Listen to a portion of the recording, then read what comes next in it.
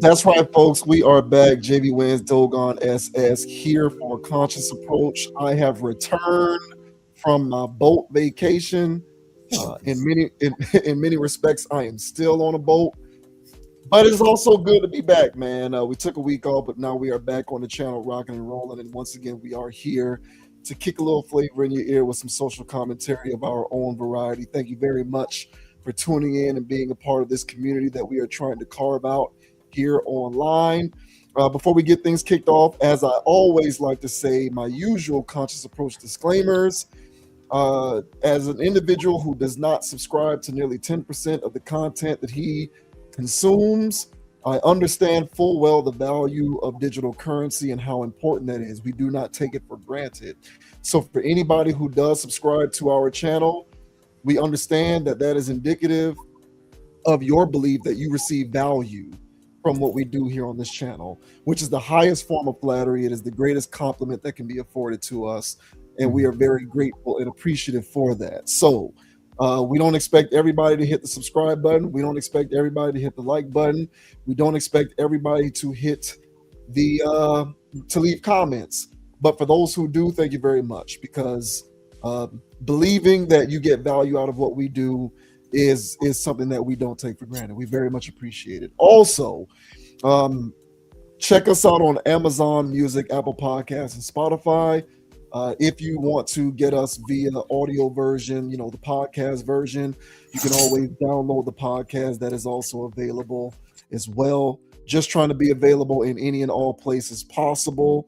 So on those relevant channels, if you're driving in the car, if you're at the gym, otherwise unable to check us out in video form, you can always download the podcast in audio form and check us out there as well.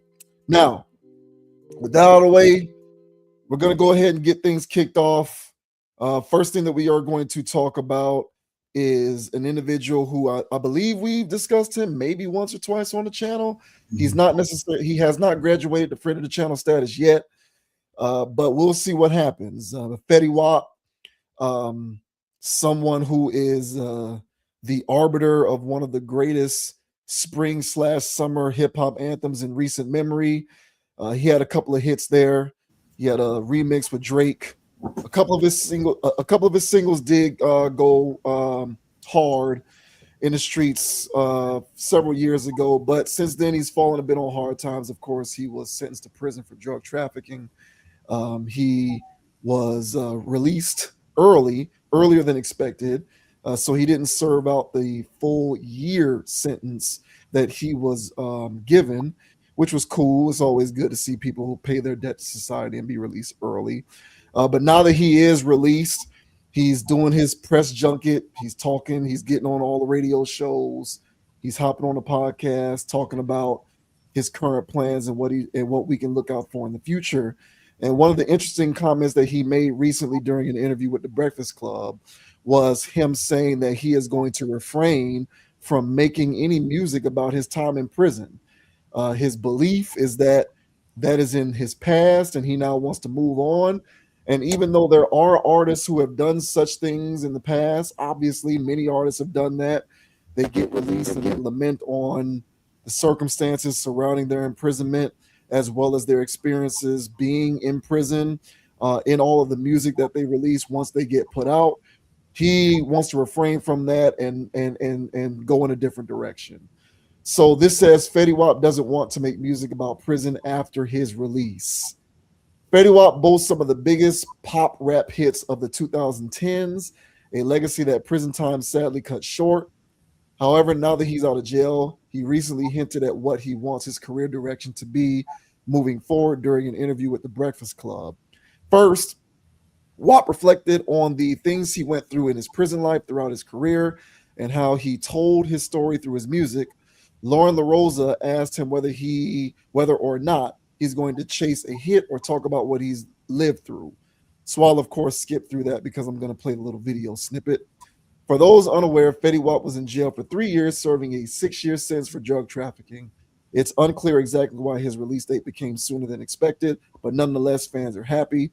Fetty Wap's close circle is reacting as well. and he linked up with Max B and French Montana shortly after his release. We will see what his next musical steps are, if any, and what developments come next in his post-prison life. So here is a Fetty Wap talking to the Breakfast Club about his refrainment from making music that has to do with his time in prison now that he is a free man. Changed. So music changed. So it was like from the Fetty Wap album towards the Butterfly Effect. I was going through a lot of shit. A lot of personal things was happening. So with the when the Butterfly Effect, it was more so me telling my story than trying to make a hit record. Gotcha. Yeah. So what do you, coming back to music, what do you focus on? Because people want the hit, but you got a lot of life to talk about at this point. It's been years. I mean, honestly, I don't feel like that's important. Like, like I did my time. You know what I'm saying? I did my time. It's a lot of rappers that went to jail. I mean, I hate to say it like that. They came home and you know what I'm saying? If they chose to talk about their jail shit, that's them. You know what I'm saying? Like me, I did my time with the guys in there. You know what I'm saying? And they all, bro, leadership behind you. Mm. You walk out, leave it here. You know what I'm saying? We trying to see you on TV. Everybody wanna but listen, I'm gonna tell y'all something in jail. There's 3 things that you don't turn the TV from. Sports, news, love, and hip hop. That's just the 3 things in jail you don't turn the TV from. Something might happen to you. You know what I'm saying? But that's just we want to see you on TV, bro. We trying to hear you on the radio. I know when, bro, like get 20 days. I want to hear something new on the computer. You know what I'm saying? Like that's the type of motivation I was having. So I don't to come home and to talk about that shit is pointless. I did my time in it. You know Is it possible though? Like, because I'm wondering, like, will your writing change now that you've lived such a real life consequence instead of success? I guess. I wouldn't say it'll change. I guess it's always gonna change, especially when you trying to be creative. But more so, I just feel like I appreciate music more. All right, so there you go. There's Mr. Fetty Wap talking about no longer including, not including his experiences being in prison in his music moving forward. He kind of wants to leave it in the past. So what did you think about that? I'm happy for the guy. I'm glad that that's his approach to this situation. It's not what's that boy Pooh Shiesty situation where you got to make the first day out anthem, had the streets buzzing, and then a few days later he didn't. I mean, I guess it came out that he didn't get arrested. Pooh Shiesty, that is, but I mean, it was already rumored that he's already going to get in trouble again. And it's just basically the mentality of the person that's coming out of that situation. So he's not in a situation where he's going to glorify it or put himself in a position to make it seem like he went through, he went to Mecca, and went on a pilgrimage, So there's nothing to glorify there. And I'm glad that he has that perspective of not wanting to talk about that because, if somebody went to prison and they were remorseful for what they did or whatever, you would think that'd be a dark chapter in their life that they don't want to, bring up publicly or something. That's something that you would talk to with your therapist or something. So, yeah, man, I think it's a good approach that he has there. I know Fetty personally as a hit maker anyway, because that Trap Queen song, I couldn't stand it. I hated that song, but the streets loved it. And It was definitely a song that was odd in how popular it was. I remember thinking to myself, I wouldn't have expected this to become as big as it did. personally, Yeah, because had that came out in 2008, it would have got laughed off the face of the planet. Personally, but I think it was the signs of the time. It hit its it's zeitgeist, as you would say. It was just the perfect storm for that type of song at that summer, I guess, or whatever. So it blew up, and I had my trepidations with it all. But I didn't want to see the guy get arrested. So he had to do what he had to do or whatever. So yeah, man, come out and make hits, because the songs that I was hearing around that era, this trap queen stuff, I wasn't really fans of that stuff either. I think his best bet was to make good club songs and stuff like that. So I don't think people want to hear him, shed tattoo tears on a track. I don't think that's what people come here for Fetty Wap. So yeah, man, get in there, get in the lab, make a hit, and make money that way, because you're not going to make any money talking about your hard time in the feds or whatever he did. So I think he's better off just making hits. That's his lane anyway. So yeah, man, kudos to him. Because me personally, I wouldn't want to hear that either. Well, what are your thoughts, man, on Fetty Wap saying, hey, man, now that I'm a free man, I don't want to talk about none of that prison stuff while I'm out. What are your thoughts, bro? Well, if the net result is, one less artist who could be talking about prison, not talking about prison, I would say that that's a victory. I'm curious to know what I guess he summed it up there, kind of like a been there, done that. We don't need to dwell on the past type deal.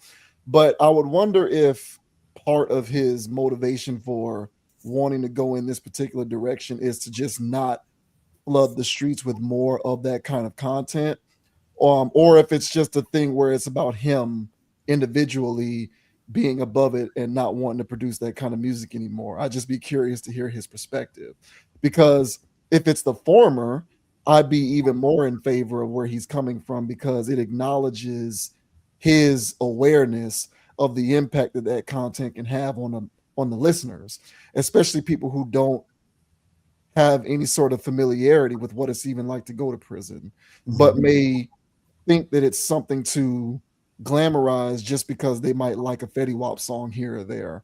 And so if he wants to separate himself from that particular dynamic so as to avoid contributing to that problem, in my opinion, it's a problem, I would think that that's all good. But of course, there's a caveat in his motivation for not wanting to make music about his time on the inside revolving around that thought. Because if he's not thinking along those lines, then obviously I'm not going to extend him credit that he doesn't deserve, because he's not actually thinking that way. But be that as it may, I think it's cool, but at the same time, and this is one of those situations now, and who are we, right? We ain't nobody who hold any particular influence. We're just gas bags here on YouTube. But at the same time, whenever we do talk about stuff like this, we often will lament some of these rappers who now become put on our watch list. And it's like, all right, it's cool that you're talking like that, but now I'm watching for what you are talking about. I want to hear what you are talking about, because to me, if he isn't going to be talking about his time in prison, and if he's not going to be doing prison and jail bars, okay, that's cool. But if you're still going to be talking about trapping, and to his credit, Fetty Wap was never really a guy who was doing a whole lot of violence rap, but it did get sprinkled in there here or there. It wasn't like it was completely absent. So between that and the trapping stuff that he would harmonize about, because he wasn't really rapping, there was a lot of questionable aspects of his content in his music. And so for me, if he's not doing prison and jail bars, but he's still doing trapping and violent bars here or there, I kind of consider it a wash, and his impact, detrimentally speaking, is still going to be felt all the same. So even though it'll give him more of a clear conscience or a greater degree of peace of mind because he feels some type of way about doing prison and jail bars, overall impact in terms of the listenership is not going to change very much if he's still going to be doing trap stuff and he's still going to be doing violent stuff. So very much like Meek Mill and the rest of these rappers who gain these moments of clarity and unmute about them, I am now going to be aware and listening for what he's going to be rapping about moving forward. Yeah, that's a good point. I didn't think about it like that because I really didn't listen to Fetty Wap's music because I would ban it. But he was doing a lot of features, and I would just hear stuff through people's SoundClouds or at places or somebody aux cord usage. So I would hear Fetty Wap stuff, and he was doing a lot of trap talk. That's for sure. And he was doing the trap ballads thing where he's like you said harmonizing about trap. Yeah. So that was his lane. So whether you're making direct prison bars or you're making bars that would send people to prison, I think you're right. That's the same damn boat. Yeah. So no, you're not glorifying your personal experience or the things that you had to go through while you were locked up. But if you are glorifying and harmonizing about things that would get somebody locked up, then yeah, I don't think there was a lesson learned here per se. Yeah, there is no moment of clarity. It's just basically a self-preservation thing where he personally probably don't want to talk about those times of that dark time of his life. But if he still thinks that, what constitute making a hit is talking about street life, quote unquote, nah, bro, that doesn't get a pass. Right. Yeah. So yeah, I'm not interested, but I would be interested to hear where he goes from this. Because no direct prison bars, but if you're making songs that send people to prison, I think that is the same thing on a different side of the spectrum, but it's on the same, it's in the same book. So not the same page, but definitely the same book. So yeah, I'm with you on that. So it'd be interesting to see if this was just a talking point or if he really means it like that. Yeah, that's why I'm curious to know his motivation for it. Like, is it purely, individualistic, which is the way it sounds in these, interview pieces? It just kind of sounds like he himself feels like that area of his life specifically is closed and moved on. But I'm curious to know whether that is transferable to other aspects of his existence in which he has a tendency from time to time to contribute to questionable content, or whether it's purely just him feeling like this one specific thing is something that he wants to leave on the back burner.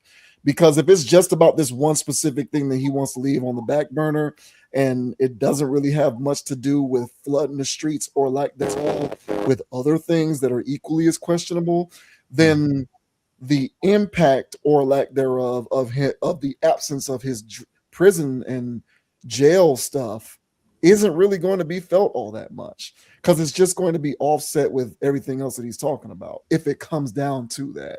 Mm-hmm. So that's the whole thing about it, man. And kudos, I'll give him credit because, less prison jail bars are cool. But, at the same time, the way that I process information, kind of the way I look at the world is, even if you're not doing that, if you're still doing, trapping and selling and dealing and who you serving and the units that you're moving in the streets, I'm kind of just like, what difference does it make? So it'll be curious to see what he does moving forward, because, whether it's A or B, impressionable minds can still be susceptible to whatever it is that he puts out, whether it's about jail or something else. Yeah, man. Well said, bro. So yeah, we'll see how this whole thing plays out, man. I guess shout out to Fetty Wap, man. He never really personally bothered me. Yeah. Some of his songs was annoying, but yeah, you don't want to see people get locked up. So hey, man, kudos to him, man, and stay clean out here, bro. Hey, man, Fetty Wap was one of the first guys who was a part of Drake's, siphoning movement, where he'll just jump onto a popular song and make a remix out of it just to kind of hop on the bandwagon. Oh boy, Drake. Hey, yeah, man. Shouts out to Fetty Wap, man. Good luck, to him with what he has going on. But hopefully he's come out wiser in more ways than one and understands the value in a more holistic approach to making his music, and not thinking that he's doing something just by specifically eliminating talking about jail.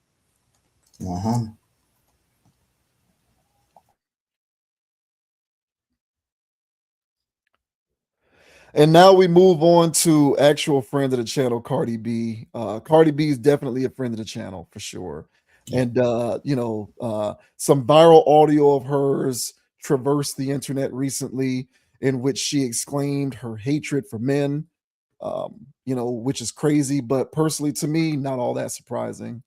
So, Cardi B, what is this on? What is this? Twitter, Clubhouse? I forget. I can't really tell what platform this is that she did this on. Yeah. So she went on a rant and she was talking about at various points. She talked about how much she hates men, and it just kind of got people talking about it, and just the merit of her words is kind of what we're going to dig into here. So this says Cardi B says she hates men, would rob them again. Cardi B is one femc who never hesitates to speak her mind. This is especially true when she decides to fire back at haters, which happens pretty often. Recently, for example, she went on a rant about her feelings towards men on Twitter Spaces. So that's what it was. It was Twitter Spaces. That shows you how familiar I am with Twitter Spaces. I don't even recognize it. Yeah. She didn't hold back in the slightest, making it clear that she couldn't care less about what the public thinks of her. As expected, her remarks have earned mixed reactions.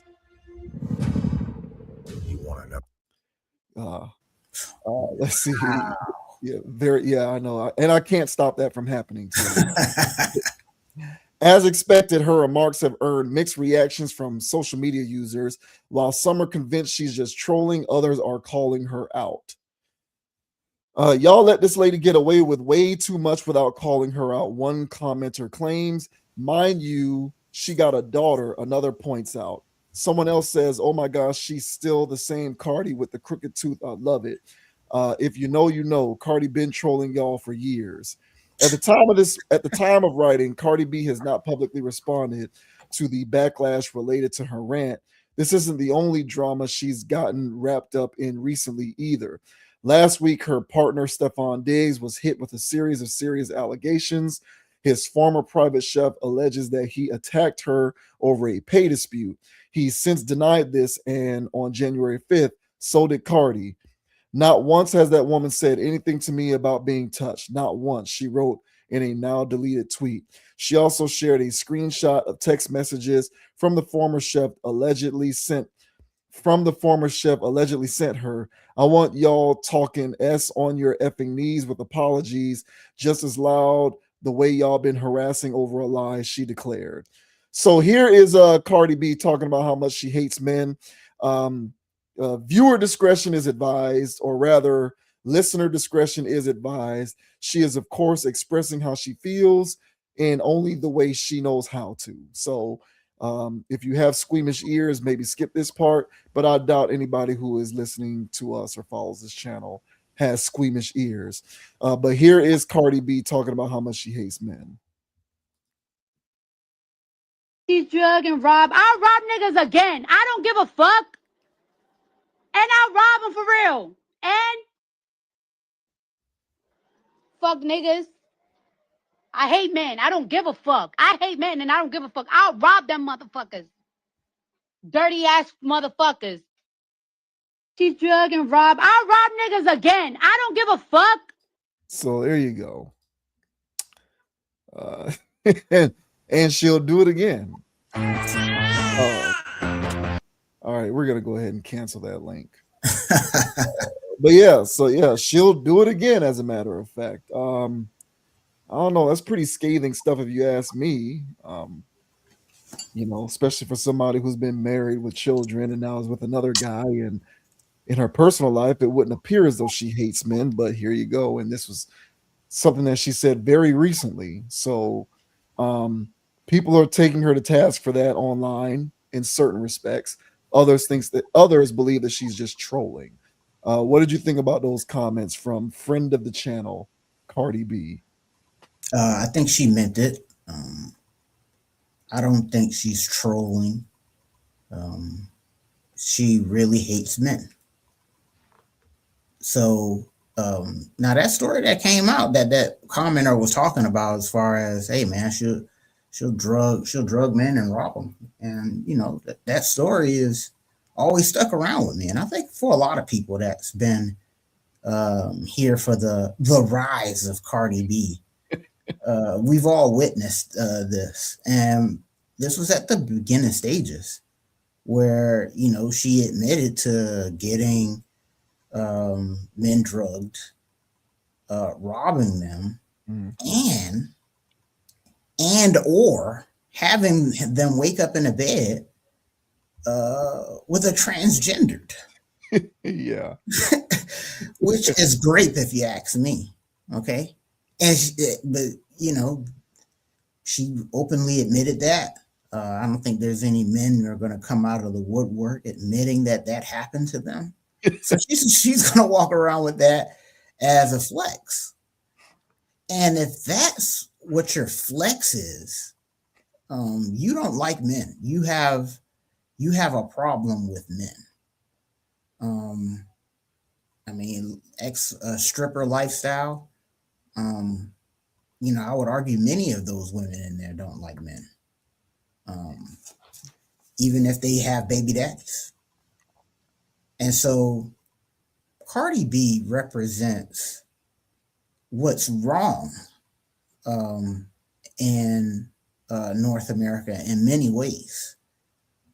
And the fact that she became popular for her personality that people just love, like that commenter said, you know, oh, she's trolling. What bots, man? Such a bot response, but somebody really thinks like that. Yeah, yeah. And that's the problem. That's why she's famous. Is because there's a lot of people out here that suffer the same traumas as her. And because there's a lot of people that suffer the same traumas, they're yearning for somebody that can speak their mind. And Cardi B has a loud enough mouth to speak a lot of people's minds. So that's why she became famous. And that's why a lot of these other people that would go, man, you know, y'all make anybody famous. And it's like, yeah, you know, because damn near everybody in America has become anybody. And because of that, the loudest of those anybody's become famous, you know. And so that's why we see there's, you know, people out here that are famous because they're obese. You know, why is that a thing? Well, because people are sick. And they rather tune in to content with somebody that has an obese lifestyle so they can feel better about their life. And there's so much of this stuff going on that's why Cardi B is in the pantheon of celebrity right now. Because there's so many sick people. So of course she's sick. And of course she doesn't like men. But that's why this has gone the way that it's gone. So I'm not surprised by her statement. Yes, she will do it again. And she wouldn't bat an eye. And I don't think that's trolling. I think she really has that disposition because she is a crazy person. I mean, you should just see her movements in the last decade. I mean, it has been outrageous. And why would it improve? It wouldn't. So yeah, I agree with her. I don't think she's trolling. I do really believe she hates men. And if you listen to any of her music and if you've seen any of her movements, whether she has men around her or have kids or not, everything and every action that she has displays that she doesn't like men.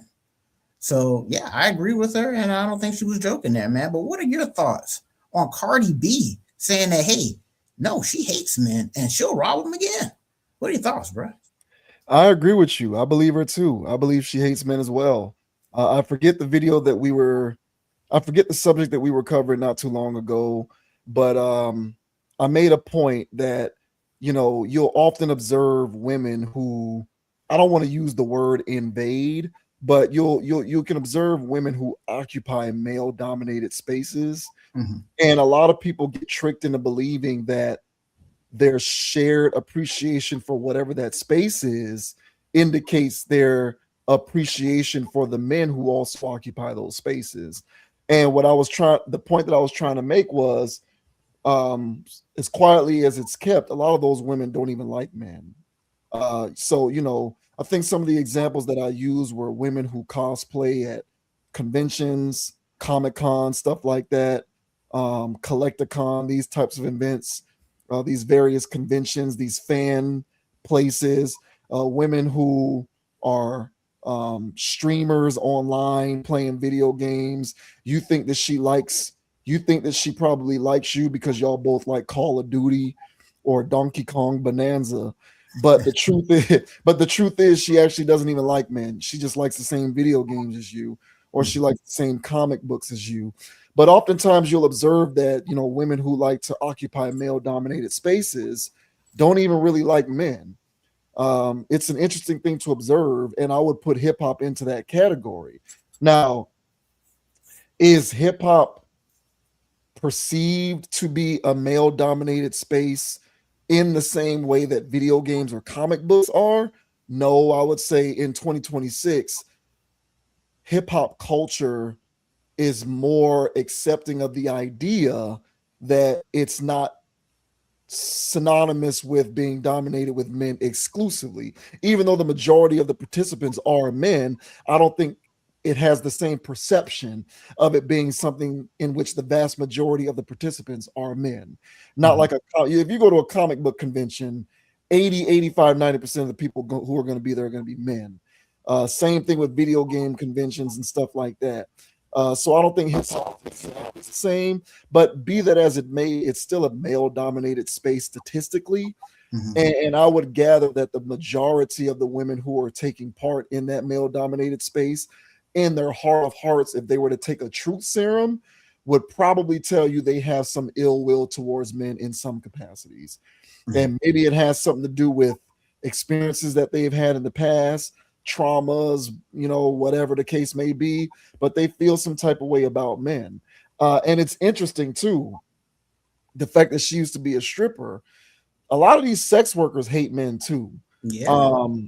Because in my opinion, and this is just my opinion, but in my opinion, a woman who willfully and happily, pridefully preys upon men's sexual deviancy for money is a woman who thinks so low of men and has such little respect for them that they are willing to prey on their sexual deviancy for financial gain.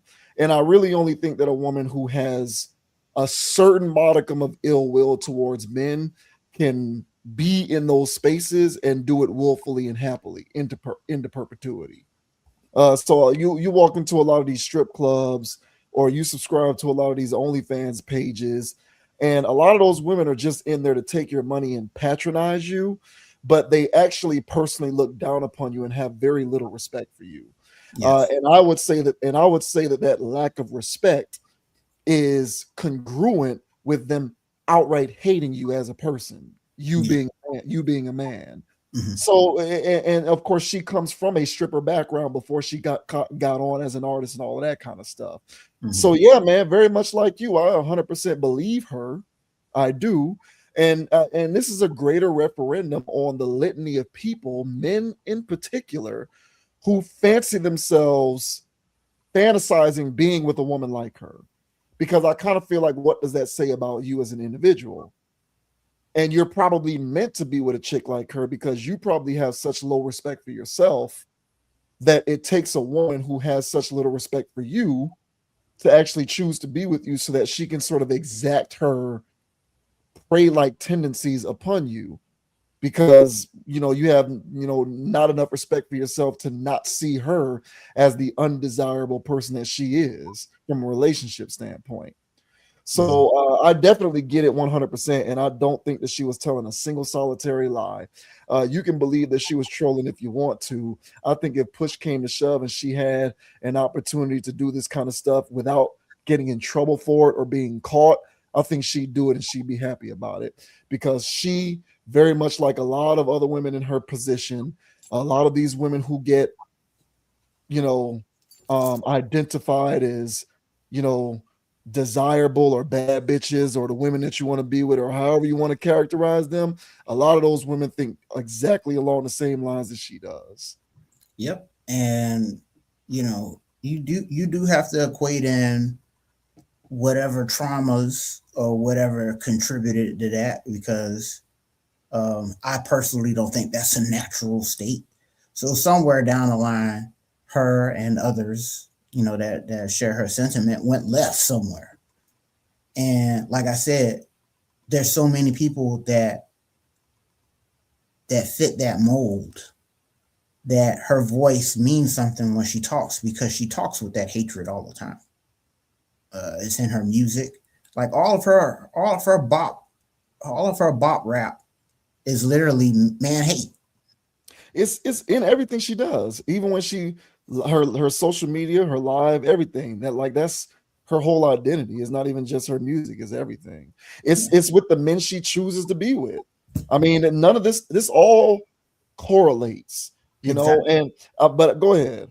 No, and I agree, and that's what I'm saying. Like, if you see any of her movements, all of them point towards, you know, she doesn't really like this guy. She doesn't like any of this. You know, she likes the attention. You know, I'm sure she loves the money, but she'll do and say whatever. I mean, come on, man. She pops up at conventions, political conventions. Cardi B doesn't have any standards outside of what can make me the most money. So yeah, man, her whole thing has always been capitalizing on dudes. And to speak to your point, to the sex workers, strippers, and all of that stuff, they also see the worst of men all the time. That's their base, their career and their baseline is seeing men at their worst for the most part. Because you know, a sex crazed hound dog of a man, when he's in that mode, he'll say whatever. If he got a weird kink or whatever, you gonna have to do that, you know. So they see all of this stuff on the regular. So then when you see that on the regular, how could you respect him? It's like on the outside of it, it's like a guy who constantly is in that sexualized window where everything is sex. So it's either sex workers, OnlyFans, you know, incognito tabs. And if that's where your mind is at on a constant, and you're constantly seeing women at their worst, how could you respect a woman and stuff like that? And and I talked about this before for a long time. I've mentioned on this channel a few times where, you know, on the inverse for men hip hop and stuff like that, for quite a while, there was a lot of suspect bars out there from these rappers, and it got to a point where I was like, you know what, this is gay rap. This is, you know, you'll see a video, you know, this is back when World Star was really going off on YouTube, and you know, you're sitting there watching these videos on World Star. It's all these guys in the house shirtless, no woman in sight, all sagging their pants, hugging up on each other, doing drugs. I mean, it was a Diddy party before we knew what Diddy parties were. And then you listen to the bars and you say, hey, you know, I just want the mouth. You know, I F her and then I kick her out. Blah, blah, blah, blah. And it's just all this stuff. And it's like, you know, so is that the move now? We just hate women? So it goes on both sides, man. And so there's a lot of very popular rappers with a lot of hits. And they're constantly, Drake, who is constantly talking about stuff, and they don't like women. They just don't. And so it's the same thing with Cardi B. So, you know, when somebody speaks their mind, like how she just did in that piece, you better believe them. And you can be the naive fool thinking she trolling or not. Those type of people will turn you inside out. So it's best to believe people when they talk like that. And I don't think she was joking. I believe her 1,000%. Yeah, hurt people tend to gravitate towards other hurt people. The problem is when they get even more hurt because their self-fulfilling prophecy is affirmed through their behaviors, they then expound their philosophies onto the world, and unsuspecting people believe them and take their words at face value as universal truth. That's when things start to become a bit dangerous, because an individual such as Cardi B lamenting how much she hates men because men are, however she characterized them in that clip, talking about how they're this and that, disgusting, or whatever words that she used, she fails to And she fails to take accountability for her own decision making, which is, I believe, modern humans' greatest fatal flaw today, is a lack of some sort of spatial awareness to understand the role that you play in your own individual plight.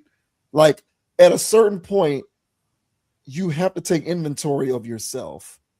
If your belief is that you hate men and all men are X, Y, and Z, you have to take a step back and look at the men you've been with and how that may have contributed to where you've gotten to. But instead, there's this projection onto the rest of the world as if it's all men who are the problem, which is what she alludes to when she makes a general statement such as "I hate men." Like, it's not like she qualified her statement by saying "I hate the men I've been with," or "I hate the men in this industry," or "I hate rappers who are men," or "I hate guys who are in the entertainment industry." She just said "I hate men." She made a very general statement, right? Yeah. So the danger inherent in this kind of talking point, and I do lump this into the dangerous rhetoric category, is it creates this idea that there's this ongoing plague of bad men polluting the world, and there's nothing that anyone can do about it because it's just the root nature of men to be this way. When the truth is, it isn't the root nature of men to be this way. It's merely the root nature of the men you choose to deal with to be that way. But women like her don't understand the difference. And men do the same thing all the time. We talk about this all the time on this channel. You go into the strip club trying to find a date. You're subscribing to OnlyFans. You're DMing women who are sex workers or sex worker adjacent, trying to get dates. And then when they do the sex worker adjacent stripper OnlyFans thing on you, you're talking about how women are for the streets. And it's like, bro, are women for the streets? Yes. But you have to understand that you made that choice. Right. So it isn't merely women who are for the streets, it's the women you want who are for the streets. Yes. And you need to evaluate why that is. You need to evaluate why it is that the women you gravitate towards or you pursue are the women who are for the streets. But don't irresponsibly make a blanket statement that it's all women who are the problem, because really the problem is you. Just like with Cardi B, the problem is her, not men. So she'll throw her manifesto out there, and unintelligent people will buy it as universal truth, which is where the danger part comes into effect. But make no mistake about it, this is about personal responsibility and accountability. This is not about men. And if this was a man saying this on the other side of the same coin, I'd be saying this ain't about women. It's about the individual. So until people learn how to peel back the various layers of the psychosis to understand what got them here, they'll keep unmuting online looking like deranged lunatics, and she's no better. I mean, come on, bro. If Stephon Diggs was the ambassador of all men, so if you met, basically it's like, hey, you have to meet, talk to, hang out, get to know Stephon Diggs, and he represents all men, then all women would hate men. Exactly. Yeah. I mean, look at Stephon Diggs.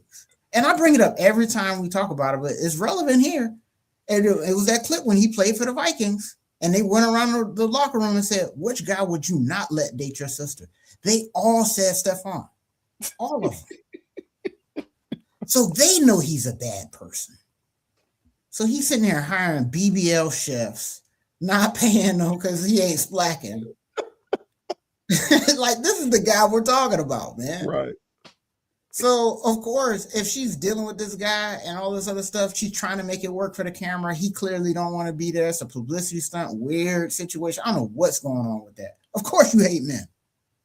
So yeah, man. I really think it's one of those things, because I'm starting to see it on the internet, man. It's a polarizing thing. I don't even know if there's women in the middle anymore. Mm-hmm. I really starting to think there's women that go, look, there's nuance to life, and yes, there's trashy men, but there's still good men in the world. There's that group, and then there's everybody else that just thinks all men are creeps, dogs, and X, Y, and Z. And I don't really think there's much in the middle. I don't think anybody's being swayed one way or the other. I really haven't seen the neutral parties in this. I'm only seeing one side of the neck. So yes, it is dangerous rhetoric because, you know, there's still impressionable young minds out there. But, you know, this is one of those things where you're either preaching to the choir or not. Yeah. And of course her fans think she's preaching to the choir. You know, they love every second of that because they hate men too. Yeah. So yeah, man, wild stuff, bro. But come on, Stephon Diggs. I mean, let's be serious, man. That's what I'm saying, bro. Like, I don't follow these people closely like that. Only when I'm sourcing stories for the channel. Mm-hmm. But you know, the two guys that she's been with since she's come on, Offset and Stephon Diggs, every other month there's some sort of a salacious story involving these guys, and it's like these are the men you want to be with. So like, until you understand that that's not the only man that you can be with, of course you're gonna say I hate men. But the problem is the people who believe her and they're unsuspecting and they don't know any better. Mm-hmm. So it's crazy, man. But yeah, people are atrophied when it comes to accountability. No one understands what it even means anymore. And she is the worst of the worst. And so this is what you get as a result. But this is not about men. This is about the men that she chooses to be with. And until she figures that part out, she'll continue to hate them, which means she'll continue to hate them because she'll never figure that out. Yeah, it's crazy, man. It's tough to shout out anybody on this one. So keep that one to myself, bro.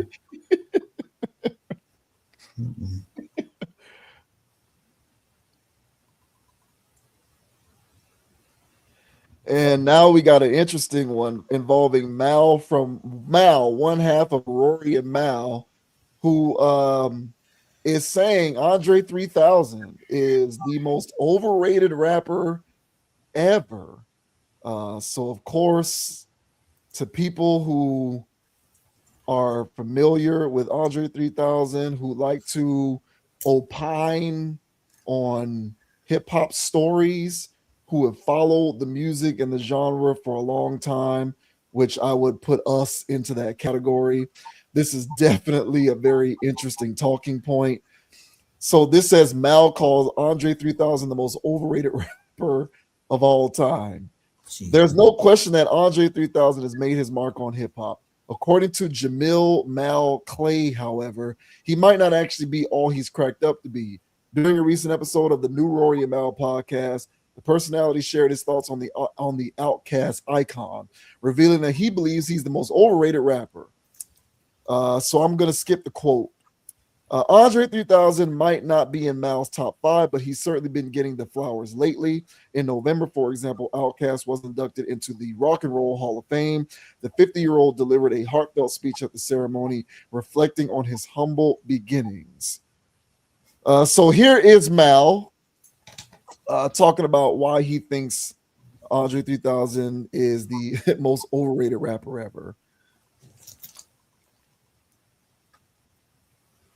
The most overrated rapper to me, and you know, he's a legend, but I fell victim to this at one point too. And then I had to really sit down and really think about it, like, yeah, he's dope, but he might be overrated. Andre 3000. Only because he never put out a solo rap project and he gets GOAT status. You have to have a solo rap album. He has an output of verses that could still rival somebody that is a solo artist with the amount of Outkast projects that were put out. If you put all verses side by side with solo artists that we deem the best, how is 3 Stacks not there? Because again, I fell victim at one point of having 3000 in my top 5 rappers of all time.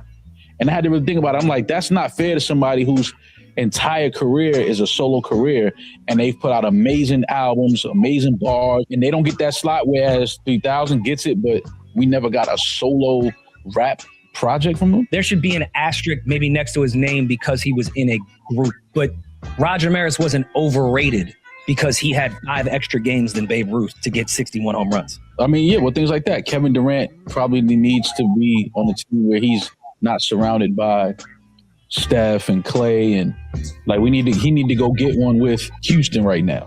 That doesn't mean that Andre 3000 is not a great rapper and a great MC.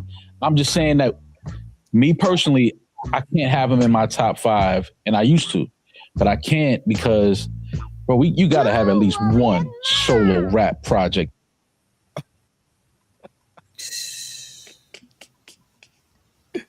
The floor is yours, sir.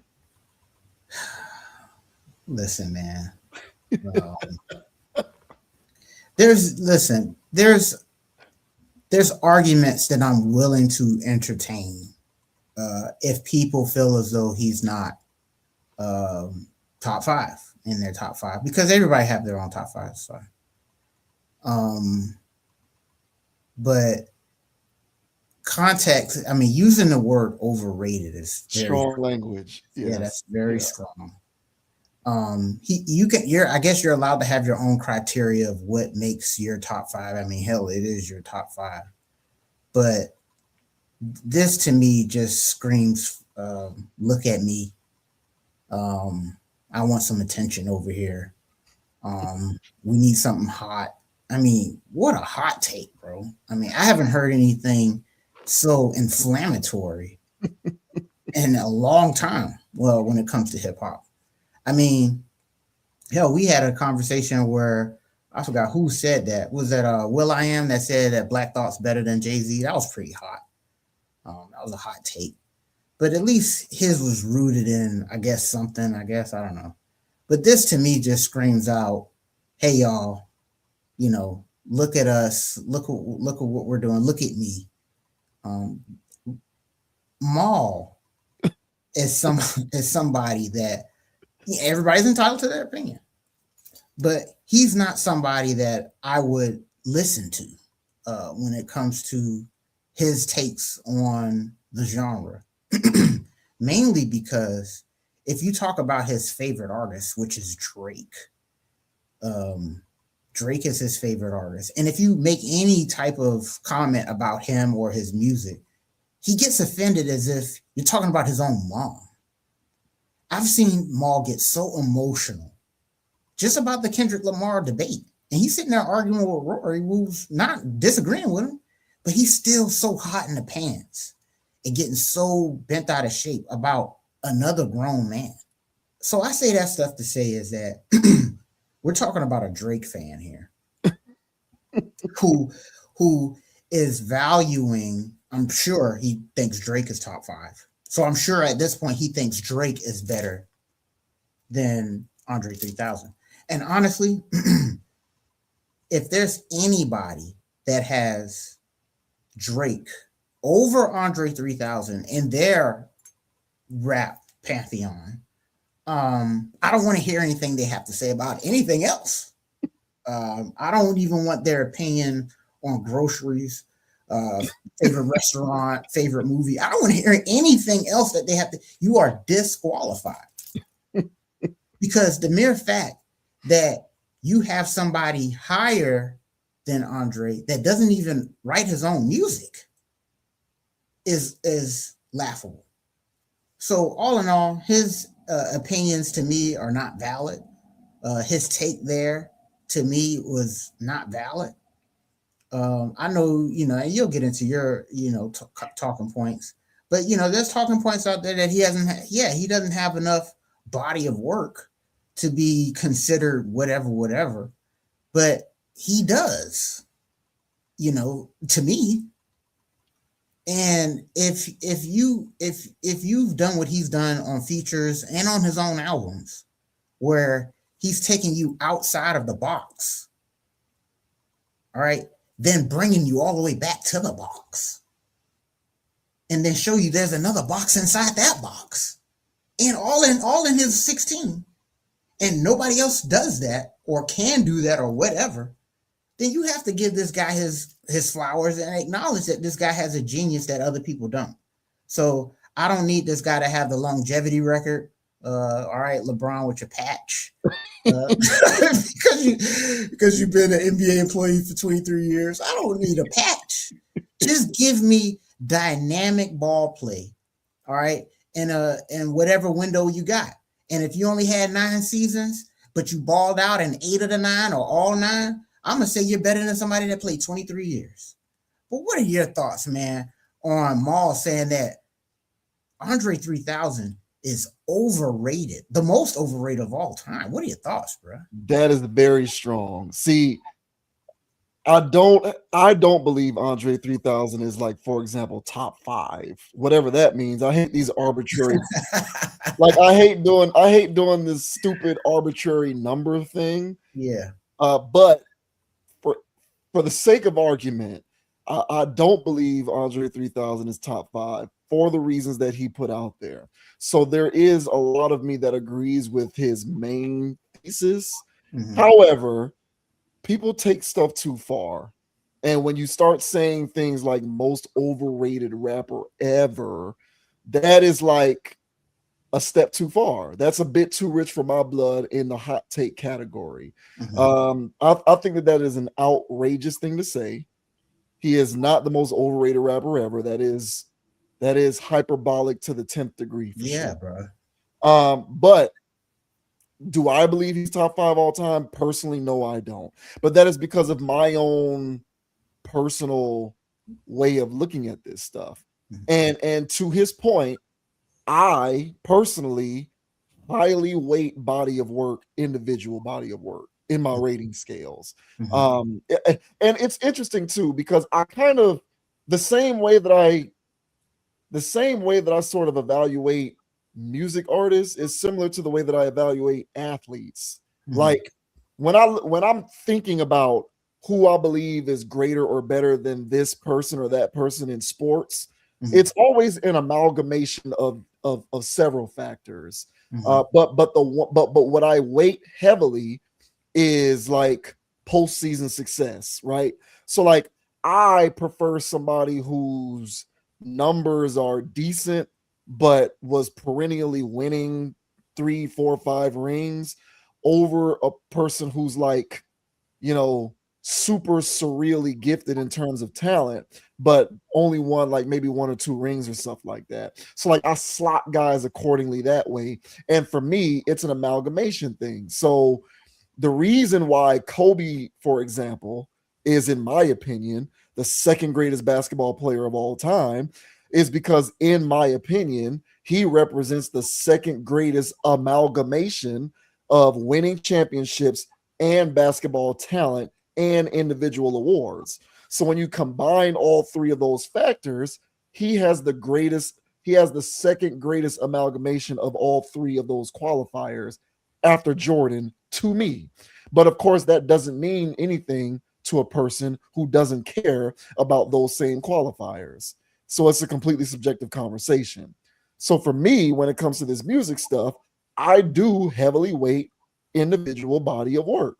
So your bars and your talent and your introspective bars, while I might be impressed and respect them, it isn't enough for me to kind of slot you that high if it isn't also accompanied with a comprehensive enough solo body of work to me, in my opinion.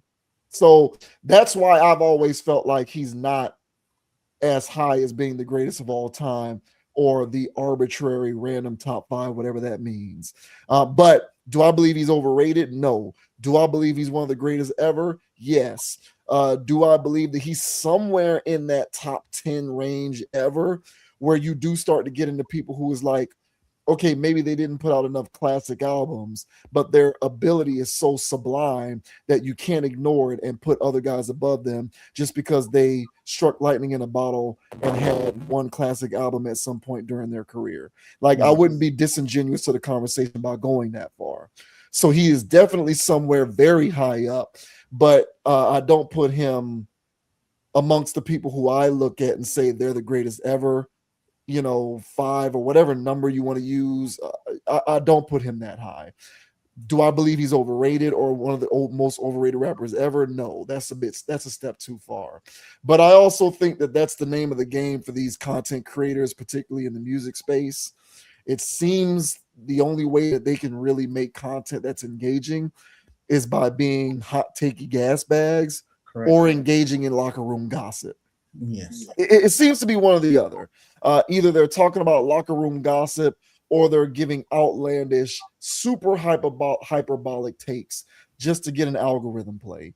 So I vehemently disagree with the idea that he's even overrated, much less the most overrated rapper ever, but I will come somewhat to an agreement with him because I do weight the body of work. Personally, I do. Like, to me, part of what makes me think so highly of Jay-Z isn't just his bars or what he was doing as a rapper, but it's the fact that he put out the Blueprint and the Black Album. And it's like those albums musically, production-wise, engineering-wise, the concepts of the songs, you know, the fact that he had no features and he was rapping on all of those songs by himself and had superior production work. You know, I think highly about stuff like that.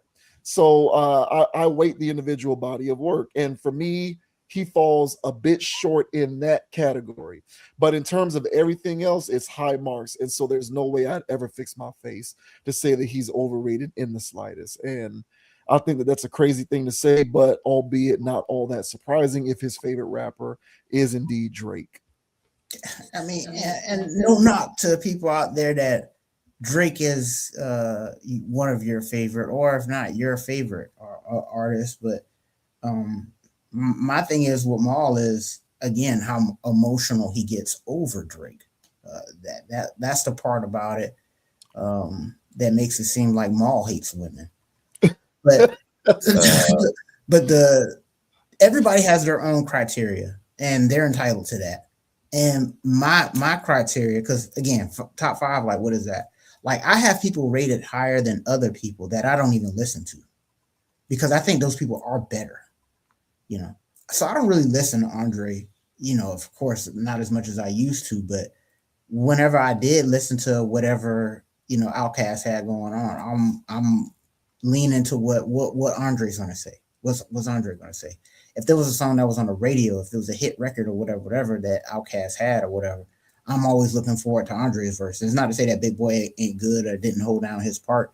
It was just something about what Andre would do with his time on specific songs or whatever. So especially when, you know, there was this period of time where he was just doing feature after feature or whatever. And he is, like I'm saying, he's taking the song, the concept of the song, and coming from a completely different angle that is introspective, that is making you think, and it's tough. And I'm telling you, from making songs is not easy. Making songs that are entertaining and catchy and all that stuff is not easy, especially if well, it can be easy. It can be easy if you're talking about, you know, Cardi B type stuff, you know, but to make music with substance slap is a skill that not very many people have. Yeah.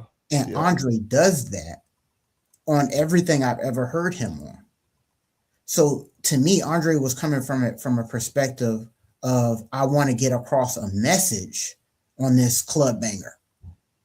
And so he'll get on there, hold down the song, because he's not better than anybody on the song.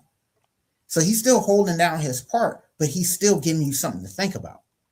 And to me, artistry is something where you're actually trying to change somebody's paradigm and change their dynamics and their way of thinking. And his way of doing that, to me, is extremely high. The only other person that gets close to that recently or whatever, in my opinion, is Kendrick. Because Kendrick can make a song that slaps and he ain't said nothing crazy. Mm-hmm. And he's also saying stuff that make you think. And so I really value what Andre did throughout his career, because when you do have something of substance to say, you don't have very much to say because there's not much to be said about that. But you can go on and on and on and on about storytelling and bogus stuff. And that's what these fan fiction rappers have been doing since, you know, industry plants became the standard in music. So for Maul to sit here and tell me that he's got industry plant rappers over Andre 3000, because somebody can argue that Andre 3000 is industry plant, but the point I'm trying to make here is people that are talking status quo bars, whether it was in the 90s or right now, and those people are rated higher than somebody that takes time out to make something with substance in it and still have a club banger or still have a strong album and do all of those things. Granted, those albums weren't by himself, But the fact that he even did it with somebody else that was talking pretty status quo at sometimes, and still stand out and have like respect from your peers and stuff that Andre does. Yeah, to me, it's bogus to say that somebody that's that talented is the most overrated of all time. But if Maul's standard of beauty is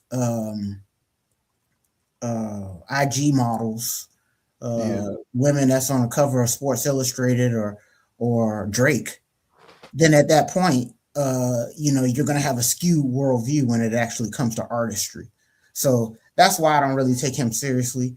Everybody has their own opinions, because that's my opinion about what I just gave about what I think is important in music. But anybody else has their own. But at least for me, mine is coming from a standard of substance, where Maul is coming from record sales, who's got the most repost on Twitter or whatever, bro. Like, I don't care. If that is the way he's coming at it, then yeah, his opinion should be disqualified. Which, I'm not going to put words in his mouth. I don't know. It based upon that clip, it sounded to me like he was coming at it from the angle of solo albums. Yeah. And so I can agree with that. But of course, again, I also, factor solo albums into my personal rating scale, so I can understand where he's coming from. But at the same time, I'd never say he's the most. That to me, like his Andre 3000's absence of credit in the solo album category doesn't warrant most overrated rapper of all time tag. Exactly. So that's the kind of thing where I'm just like, okay, well, why would you say things like that? It kind of reminds me of it reminds me of whenever I'm watching Skip Bayless used to do this back in the day. Skip Bayless actually kind of started this. People like Shannon Sharp and Nick Wright have picked it up in the time since then. But Skip Bayless would do this thing whenever he was on First Take talking about sports. Whenever another quarterback came up, he would always find a way to talk about how that quarterback wasn't that good or didn't have a great game or could have played better. And to me, I thought it was very evident that the reason why he was taking that position was to preserve the legacy of Tom Brady. Like he was so in Tom Brady's pants that he couldn't remove himself from his love for Tom Brady in order to objectively talk about the performance of any other quarterback. Because I guess he loved Tom Brady so much that to say Aaron Rodgers was better than him, for example, was an affront to Tom Brady's overall legacy. And so he just never did it. Like I used to watch it. And I remember thinking to myself, he's only maintaining that stance because he loves Tom Brady. Like Aaron Rodgers back in his prime, when Aaron Rodgers was winning MVPs, Aaron Rodgers would have like 400 passing yards, 4 touchdowns, no picks. He'd have like a 75% completion percentage for the game, like a perfect quarterback rating in the game. Like you can't possibly make the case that he didn't play good. Yet Skip Bayless would find the way to say that he didn't play good.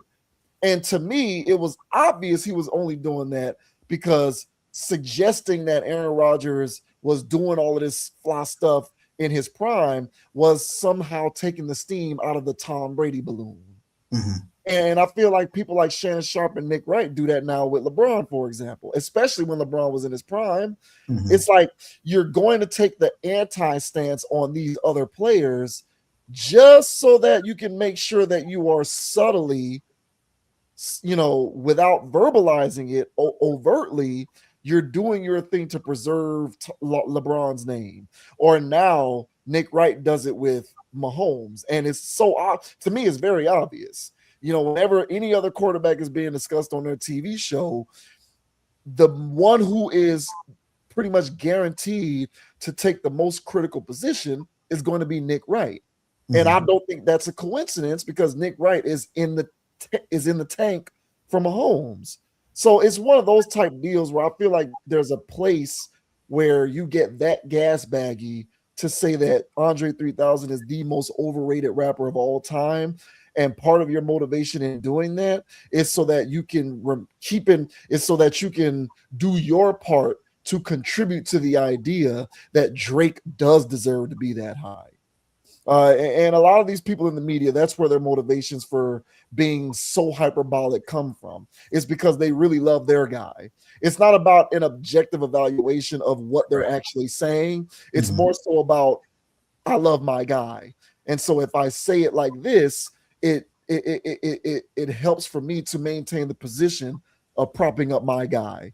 And so if Drake is his guy, I wouldn't put it past that being the main motivation behind being so hyperbolic, because he could have easily said, I think he's great, but not as great as everybody says, or not top 5, without going so far as to say he's the most overrated rapper ever. That's a step too far. Correct. But I'm pretty sure, as you mentioned, he probably thinks Drake is that high. Right. And so, yeah, man, this was definitely engagement farming on his behalf. Definitely trying to hit some chords, with people on the internet. And so, I'm just hip to this guy as far as his logic. I've seen, again, him throw toddler level rants and fits on camera about Drake. Again, defending Drake's honor more than he defends his own, because you would have to be somebody that don't like yourself to defend Drake more than you would defend yourself, or to defend Drake to make yourself look like such a weirdo. And so I would just say that, his opinion isn't valued here. He's entitled to it. It's not valued though. Rory's neither. Those guys, I don't trust anything that they say, because it's all put on. I haven't seen these guys stand on anything of principle. Everything that they stand on is industry weird stuff. And this is no different, in my opinion. This falls right in line, because he would have to target, honestly, probably the one rapper, probably outside of Kendrick. I guess Tupac and Nas would be people that have substance in this grand conversation of who's the best of all time or whatever. But to isolate Andre and to say that most overrated all time, that to me speaks of somebody I shouldn't listen to. And so, I'm with you. You don't have to like Andre. He doesn't have to be in your top 10, man, for whatever reason you want. But to say he's overrated, most overrated of all time, I could think of, I don't know how many more rappers that I would throw on that list before Andre. So disqualified, 1,000 lashes, you name it, man. This guy, he can kick rocks. Yeah. This was not his best. Was not his best take, that's for sure. So sorry, man, but you're gonna have to try again, sir. Shout out to 3K, man. Yeah, definitely. Who is not overrated at all. No.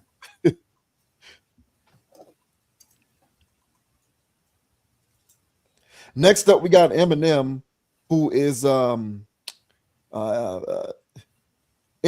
as a hip-hop bully. What's the best way for me to describe this? So they're generationally speaking, older hip-hop heads long for the days when hip-hop was more aggressive, less apologetic, less emotional. And there's one blogger in particular who agrees with that sentiment and longs for the days of hip-hop to return to its former glory. And he believes that the genre needs more bullies to come in and be the bad guy and force a lot of other rappers to get on their, rapping shtick and be more about the bars and more about the essence of the craft. So Eminem is being cited as the type of rap bully that we need to return to the game again, so that we can so that it can recapture its former glory. So this says Eminem's rap beefs under scrutiny as fans debate if hip hop needs a new bully. It goes without saying that hip hop has undergone some major changes over the years. Now, however, some fans are demanding that it return to its original form. Earlier this week, blogger Curtis Bashar, took to X to claim that the genre needs a new bully to bring out the best in its biggest players. Rap music needs a bully like Eminem dissing everybody at the highest level. Oh man.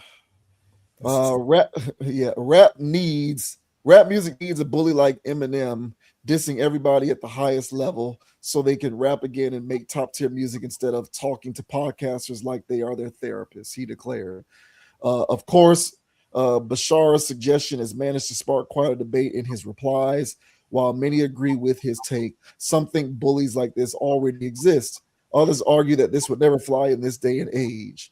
Unfortunately, this era can't handle rap disses or feuds. They'll just accuse whoever is doing it of clout chasing, jealousy, or needing motion as opposed to actual competition. That true nature disappeared, and more fans, stands, artists have gotten sensitive. It wouldn't work now. One ex-user writes. The only one doing it is 50 Cent, but he's not rapping. He's just bullying the old heads online, another says. LOL, who did Eminem bully? Benzino? If that's what you want, Kendrick and Game are available, but people don't really want that. Rapping soft now, someone else claims. Eminem has had issues with his fair share of people throughout his career. This includes Benzino, Mariah Carey, Joe Budden, Ja Rule, Will Smith, Limp Bizkit, and many more, according to Billboard. A few years back, he even got into it with Machine Gun Kelly after the Houston-born artist tweeted that he finds M's daughter Haley hot as hell. Eminem made fun of him on his 2018 Kamikaze track Not Alike, prompting MGK to respond with Rap Devil. M initially said he didn't respond because he didn't want MGK to gain any more popularity. He later dropped Kill Shot, however, dragging his career, appearance, and more. So this person, Curtis Bashar, however you pronounce his name, I'm sorry if I am pronouncing his name wrong, believes that hip-hop needs rap bullies like Eminem. Do you concur? No. No, I'm sorry.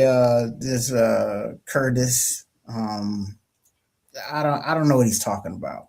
And much like the person in the article mentioned, who you talking about, Benzino? And then as the article went on, I mean, he was targeting the likes of Mariah Carey, Limp Bizkit, boy bands. Is that what you want, bro?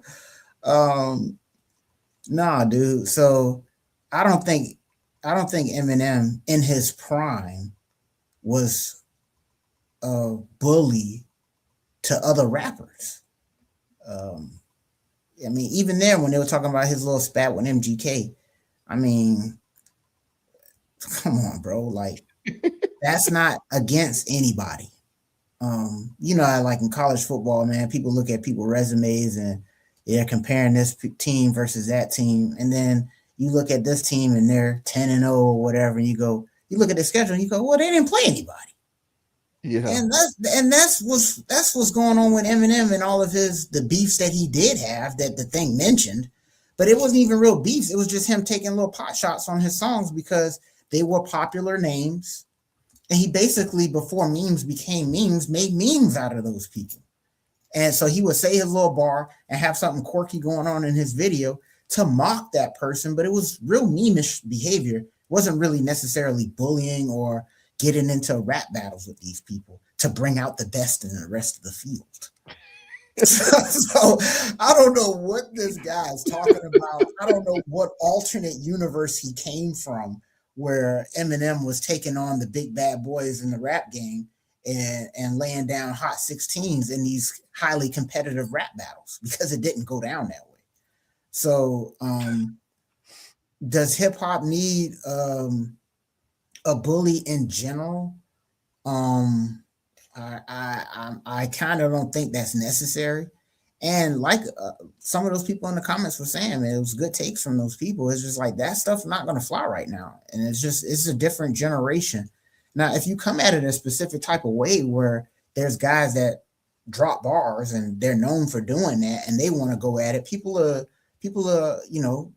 pay attention and take a look at that, I would guess.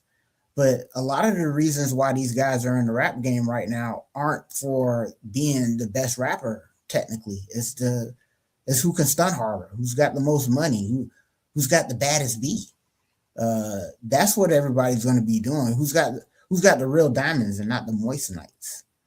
That's what these guys are beefing over nowadays on social media. So it's who can flex harder. So who was the last time to have sex with the same girl? You know what I'm saying? Like, I paid her more, bro. Like, what are we talking about? So, I paid for get her behind done. Like, this is what these dudes is arguing over nowadays. So, I think the priorities of the game has changed so much so that what this guy is asking for would be a non-event. So I think his take on Eminem was wrong, and I think his take on the fact that hip hop needs a bully is wrong. I think hip hop needs good songs. But what are your thoughts, man, on this Curtis Bashar guy saying that the rap game is missing a bully like Eminem back in the day? What are your thoughts, bro? Maybe he's saying that if hip hop had a quote unquote bully, it would force these guys to make better songs. Maybe he's saying, is that what he's saying? I don't know, dude. Yeah, I mean, I don't know if bully is the right word, but it needs something. The thing that it needs is wholesale philosophical change, but of course that's not going to happen. So we might as well just get used to what we got. And I will say that the commenters, I agree with them. The priorities of the industry as a whole, which trickles down to the artists themselves, have changed. We lament all the time about the advent of commercialized hip hop and what that's done to impact the tapestry of the imbalanced representation of the music, for example. And just as the music itself has become imbalanced and commercialized, so have quote unquote beefs. We are now looking at commercial beefs. Beefs are now commercialized. Want to know how I know beefs are commercialized? Because not a year ago, we're not 1 year removed from one of the most talked about, hyped rap battles in recent years, and the perceived loser of that rap battle proceeded to file lawsuits claiming that a record label was inflating Spotify streams to ensure his defeat in said rap battle.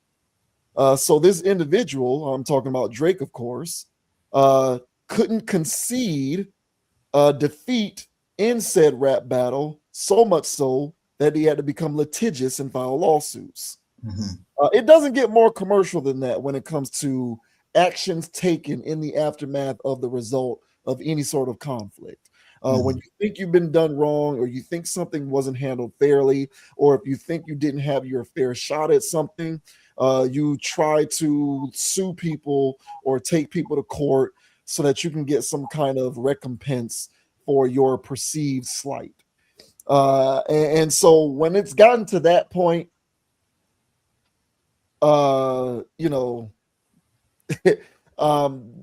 that's where we are, where beefs are now commercial, just like the music is. And if you take it from the words of individuals such as the aforementioned Mal, who we just discussed, who loves Drake and probably believes Drake is a top 5 all-time guy.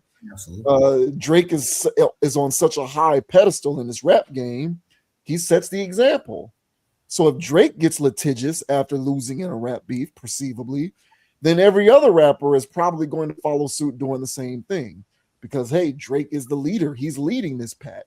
He's the one who's breaking all the Spotify records, and his music gets played the most in the strip clubs and the clubs, and he makes all of these harmonizing ballads that are masquerading as rap songs, and everybody looks at him as the guy. He's the main, he's the guy, right?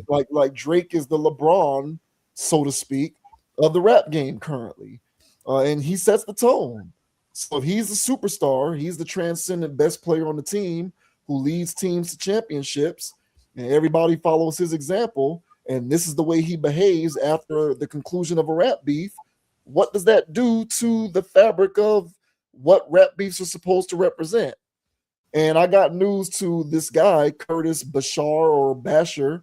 Once again, I apologize. I'm not trying to be disrespectful. Just don't know how to pronounce his name. A bully is not going to fix that, especially these days where, you know, these guys just stand to lose way too much social prestige by being perceived to have lost a rap beef. So they're either going to elect to not enter one entirely, or if they do, it's going to be so calculated and measured that if they come out of it scathed in any kind of way, oh, let's all go to court. And why not choose to explore that possibility when the guy that we look up to is the one who's leading the charge in this genre? Drake already set the tone by doing it in the first place. So all the way around, I just think the entire ecosystem of the music is soft and codified, bitch made. And at that point, it's gone so far beyond the pale. I really don't think there's any coming back from it. I believe this is the current status quo. And I don't think infusing Kendrick or Eminem in his prime is going to change that. I think that this is here to stay. So if this guy wants to harken back to the good old days when there were rap bullies, I suggest he dust off his old Tupac and Biggie tapes, his old Goody Mob tapes, his old Wu-Tang tapes.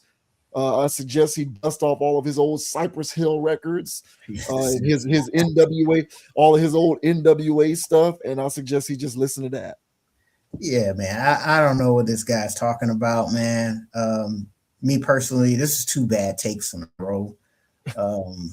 This is two bad takes in a row. I can't understand where he's getting at with this Eminem bully thing, because again, Eminem's bullying was not against people even within the same genre. So I don't know what he's referring to. And if we want to talk about bullies, honestly, before the Kendrick spat, Drake was seen as the bully in the rap game. He was defeated for the most part. Push T will have something to say about that. But Drake was coming in with a good record in beefs. And he had it all going for him. The industry, the this, the that, leading into that whole Kendrick situation, which is why Drake was talking so crazy leading up to it. Talking so crazy during it while he was getting his ass kicked. Because he's so delusional, because he has been the bully for so long. What did that do for hip hop? It didn't do anything. I mean, the beef itself, people can argue what that did for, but what was Kendrick doing with this bully status you're referring to? It didn't do anything for the game. So I don't think that that's what it needs. This guy I felt like he just wanted to say something. Well, he's an old, I would imagine I gotta look him up. I don't want to speak out of turn. Yeah, it's an old head take. Yeah, he's probably just like Elliot Wilson or one of those guys. You know what I'm saying? Like he probably wakes up and still thinks that it's like 1994. Yeah. So it's just an old head take, and I don't want to engage in ageism. I'm not trying to date the guy. Right. You know what I mean? Like not date him, but like date his age. But like, it's one of those situations where, listen, man. Those days are over, sir. I'm sorry, but this stuff has become way too commercialized for that. And I don't say that in a complimentary fashion. I just say it as a matter of factly. It just is what it is. And I agree with you wholeheartedly, man. Eminem's edge back during those days was mostly centered around boy bands and pop stars. Right. It was him dragging NSYNC and Backstreet Boys and Britney Spears. Correct. That was Eminem's thing. New Kids on the Block. Suck a lot of boy girl groups make me sick. That was Eminem's ire of, and there was the cannabis stuff, and he jumped in on the Murder Inc. stuff, but that was mainly a 50 Cent G Unit thing. Exactly. More than it was an Eminem thing. So yeah, I think the Eminem tag in this context is a bit misplaced. Yeah. Unless you're gonna bring up pop stars, that's the only way that would make sense. Yeah. So I'm not getting that part. But moreover, this stuff has been commodified and packaged and then repackaged and then repackaged so much that even the artists themselves look at themselves as this commodified entity, and that's how they curate their own careers. And like I said, the case study number one for this is Drake, who started suing record labels after the Kendrick stuff was over. So I just feel like these are the signs of the times, and we're not going back. It is what it is. So just get used to it. Yeah, I can't get with this. I'm all here for conversations and discussions of what can help bring back the good old days where bars were bars. But this take here, I don't think that's what's going to get it done. I'm with you, bro. The corporatization of the craft has only become more crystallized over the time. And with that crystallization, less substance has entered the room. And with less substance, you're not going to get as much bars. And the guys that are giving you bars are talking about cocaine and other things. So you're not really left with much when it comes to who's actually doing the art craft as an art craft. So until there's a paradigm shift with that, I don't think there's any type of bullying or whatever is going to make people want to pick up their pen again. No. This is a bad take, and I think there just needs to be a people look at the art versus anything this guy's talking about. So can't agree here. Yeah, I agree. Sorry, Mr. Curtis. Another thing that I will say real quick is it would be helpful, and this is a point that I mentioned previously in other videos. It would be helpful if older rappers stayed in it and to a higher clip, stayed active, because a lot of those guys who come from those days, who come from the era when it was more about song construction and actual lyrics and bars and whatever it is that Curtis thinks about whenever he thinks about the idea of bringing it back. Part of what's hurting his cause is a lot of these aging rappers just falling off in terms of activity. And no one says that has to happen. But there's this persistent idea with this particular music specifically that once you reach a certain age, you're supposed to just stop doing it. And I don't know where that came from or why that is, because I don't really see it with other. Like, I'm looking at other forms of music, right? Like, I'm looking at other genres. I look at country, or I look at like rock and roll, whatever rock and roll is nowadays, and I look at even pop type music and things like that. And I'm seeing people still coming out to do stuff 50, 60, 70 years old or whatever. Is it as frequent as when they were in their primes? No, but they're still around. And when they do come out, no one's saying, hey, you need to go away because you're old. But when it comes to this stuff, it's like once these guys turn 40-ish, outside of like Nas is the only one that I can think of. And I guess if you want to throw like the Clips in there with their, because we looked up the Clips, they're 50 or around 50, right? So they're older, even though they're still doing the same old stuff, lyric wise, content wise. They're still active in the game, but for the most part, rap itself has just been, identified as a young man's game more than any other form of music. And I think that has contributed to why we can't preserve some of the older types of approaches to making music, because, a 20-year-old is not going to do things the way, like none of these 20, 25-year-old artists are going to be making music the way guys did in the 90s. It's not going to happen. It's not going to happen. What's a bridge? They do songs with no hooks. So these guys are making songs that are 2 minutes long, with no hook, with no chorus. They're just 2 minutes, a couple of verses, and the song is over. And you know what I'm saying? Try to translate that to the old way of doing things. Like it's trying to introduce digital in a binary age. It's just not going to work. It doesn't compute. So you need that mix of old and new, still doing it at least somewhat of a relative rate. But right now it's just only new and only young, because this industry has just been hijacked by this notion that if you're beyond a certain point in age, you shouldn't be participating. And I think that to a certain degree, that's killing it. So I'm not saying that that's the sole reason why he would be talking like that, but I think that that's a part of it. It is a contributing factor. So there's a lot of things going on, but at the end of the day, I agree with you. Citing Eminem to me doesn't make sense. Using his analogy, it doesn't make sense. But moreover, there's more going on with this stuff than just, oh, there's no bully trying to force people to rap. Because even if it was, these young people would be like, who cares about that? They're gonna be like, I don't give a damn about that. My TikTok looks like this, my Instagram looks like this, and I'm doing whatever I want, and it is what it is. It doesn't matter. No one cares about it anymore. Yeah, so that was a bad take, bro. So sorry, Mr. Curtis. Can't rock with you on this, bro. Yeah, for sure. Maybe he'll come out with a better take at some point in the future.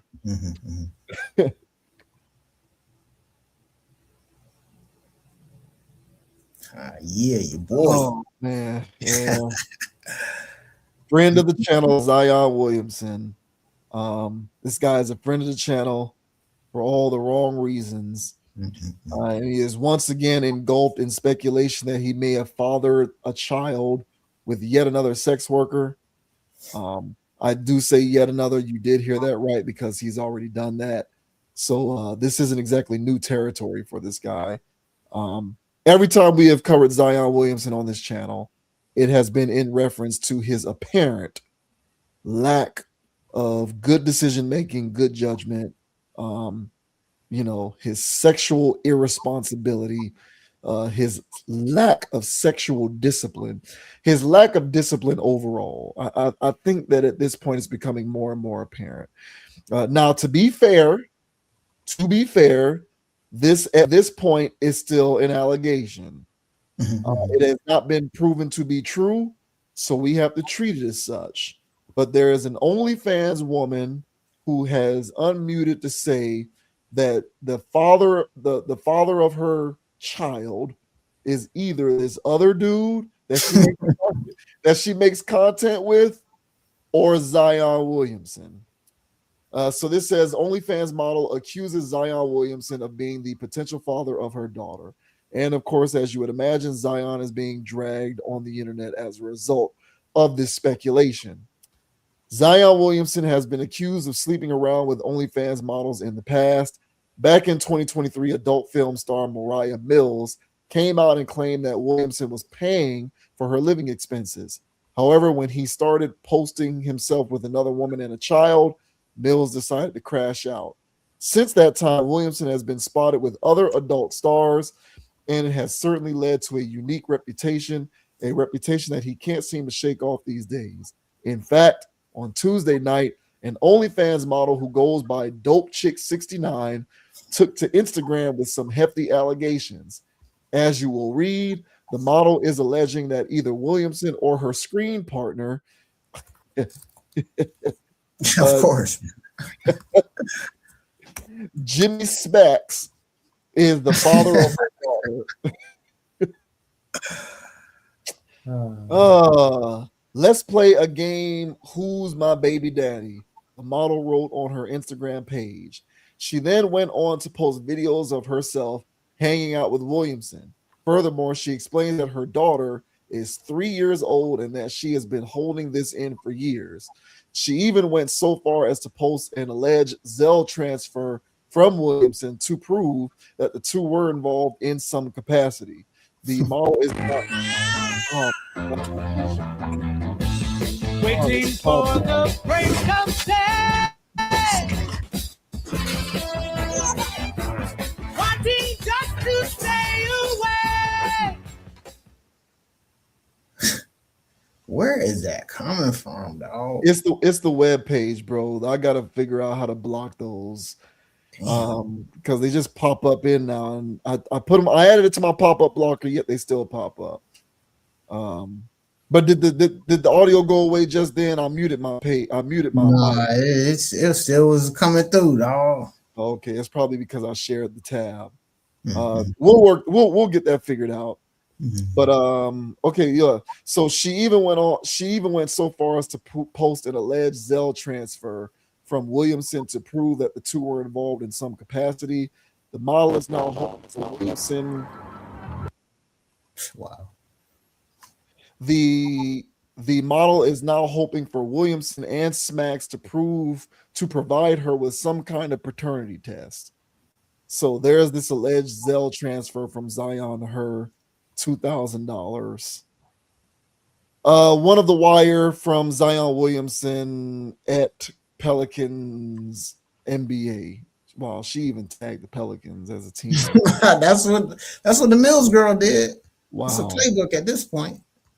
Whether or not she gets what she wants still very much remains to be seen. Williamson has not commented on the situation, and neither has Jimmy Smacks. Her posts are a few days old, but they are starting to get traction on social media, which could bring the situation to a fever pitch. Whatever the case, it's clear that Williamson has had to deal with a lot off the court, from injuries to these personal situations. From injuries to these personal issues, the Pelican star is not having the career he probably envisioned when he was selected first overall back in 2019. 2019 feels like a millennia ago.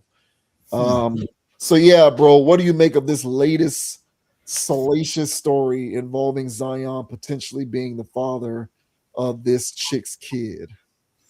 You know, it's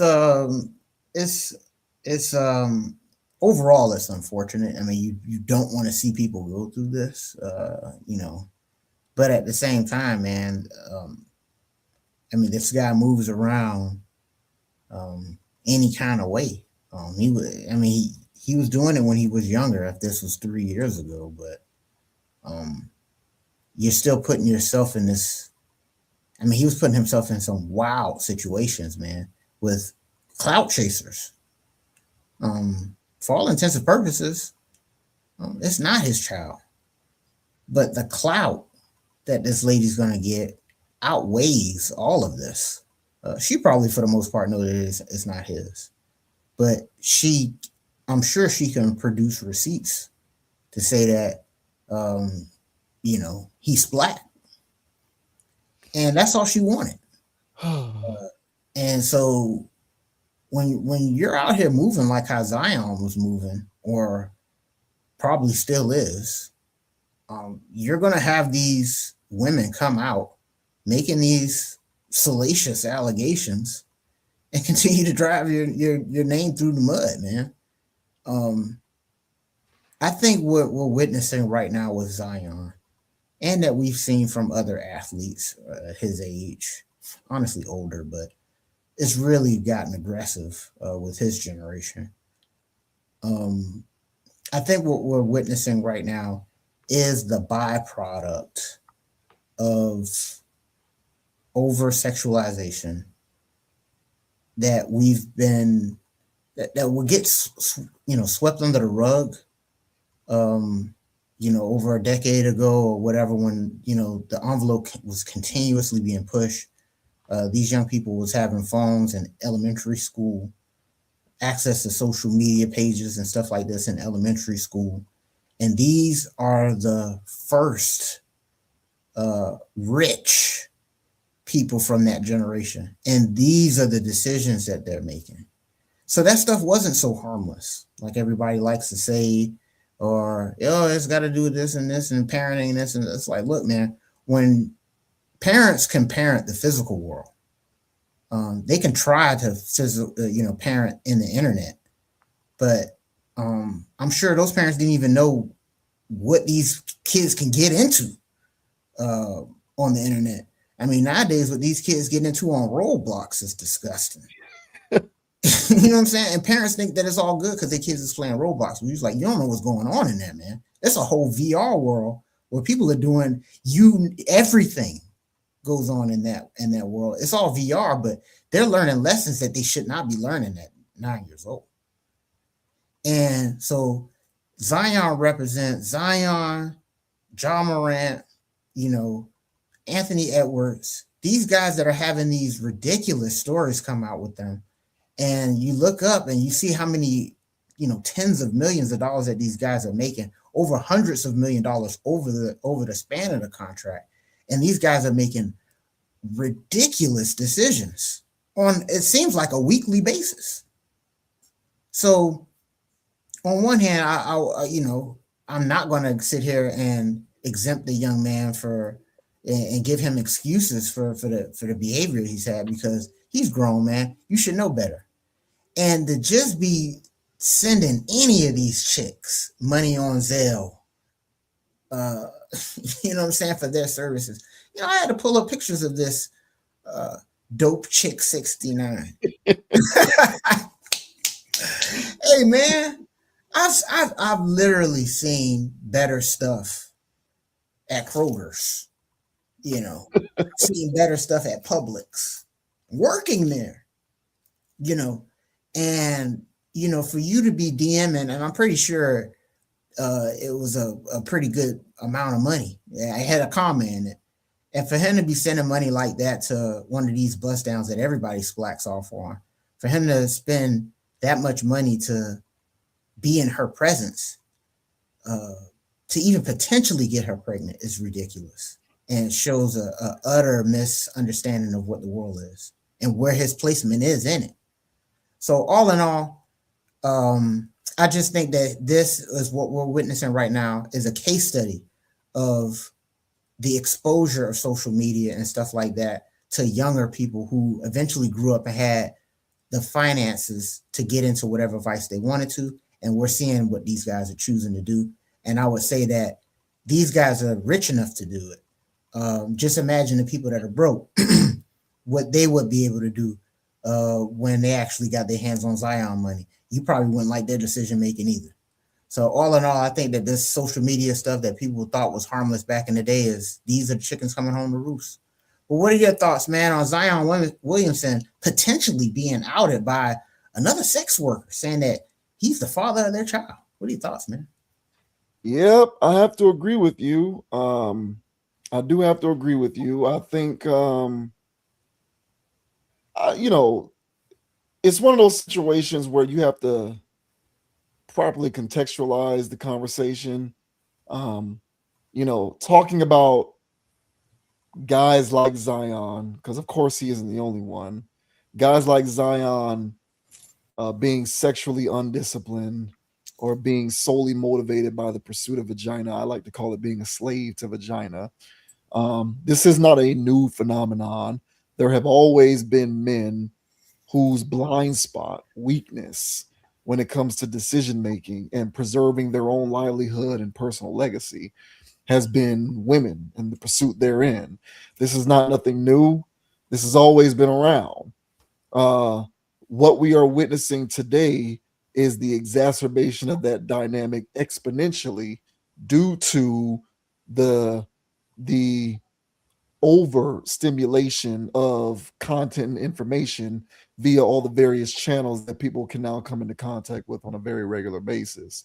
And as you always like to say, these are things that we will not understand the full veracity of until several decades from now, when, you know, these individuals have become older adults and we are now several generations removed from it being a new thing. The impact that it's going to have on human civilization won't really be felt until we get to that point. And we are not yet at that point. We are getting there, though, and we are starting to see the beginning stages of it, because it isn't that guys like Zion exist, but rather it's that statistically there appear to be more and more guys like Zion existing relative to the rest of the male population, juxtaposed to how it used to be in previous generations, if that makes sense. It's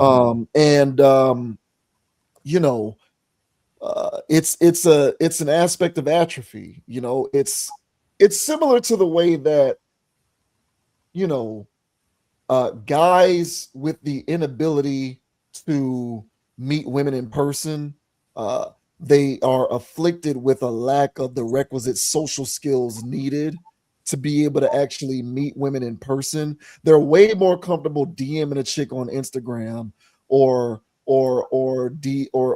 messaging a woman on Snapchat or stuff like that. They're way more comfortable subscribing to a woman's OnlyFans and sending them messages and money.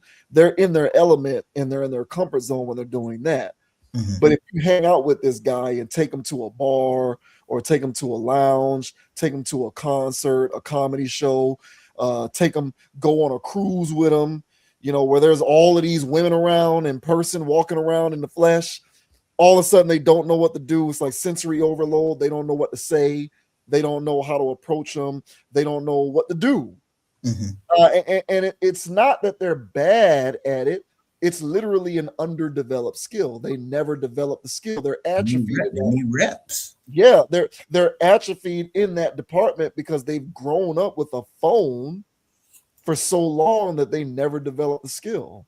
And then all of a sudden people are like, oh, you know, you see women complaining on the internet all the time. Why aren't these guys approaching us? Or why are guys so soft now? Well, look at what they have access to and what a lot of guys have had access to for a lot of years now. I mean, even people in our generation, which was, I would argue our generation was the last generation who had any kind of sanity about them, even though the vast majority of our generation doesn't have any sanity about them. But I would argue the last generation that did have any semblance of sanity was ours. You even have a lot of people in our cohort who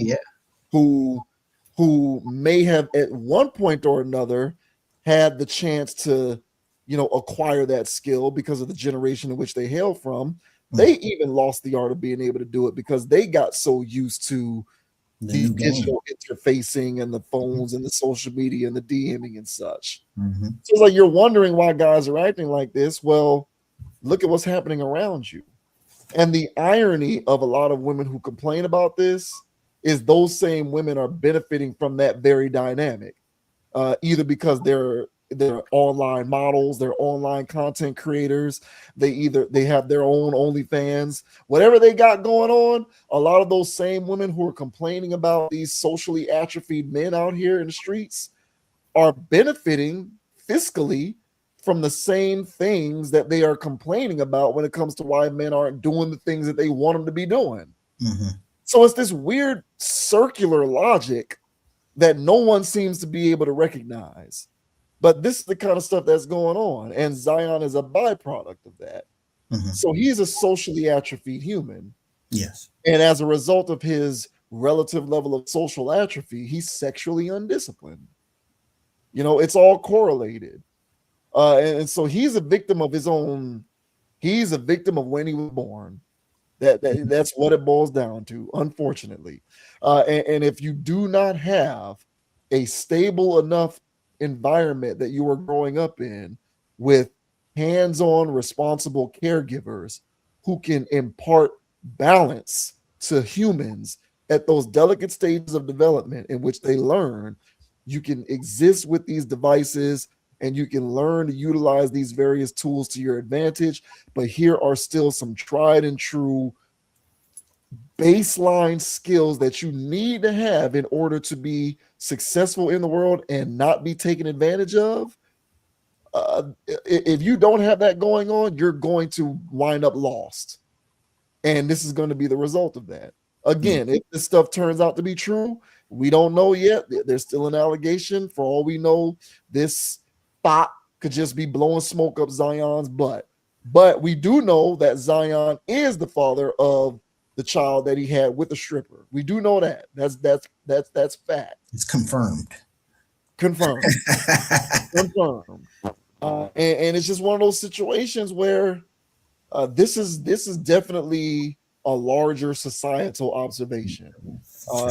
It is not about Zion independently. This is like a human thing.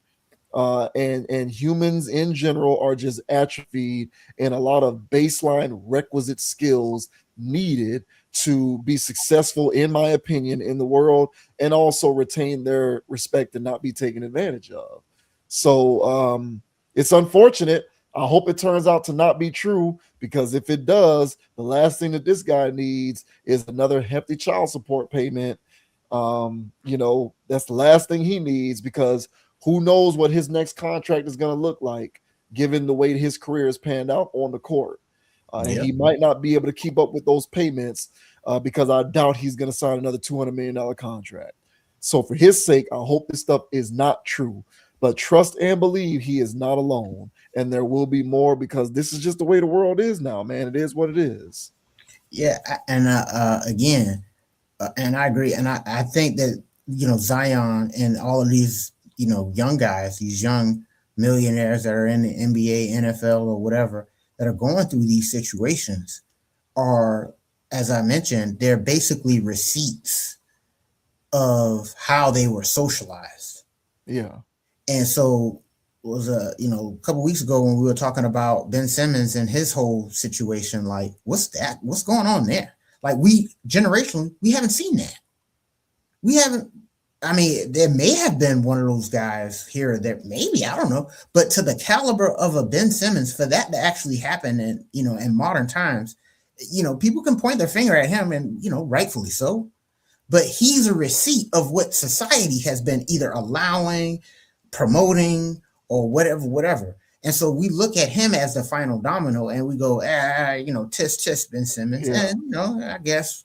But at the same time, it's like, but where is this coming from? Because it's not just Ben Simmons. This is pretty much going on kind of everywhere.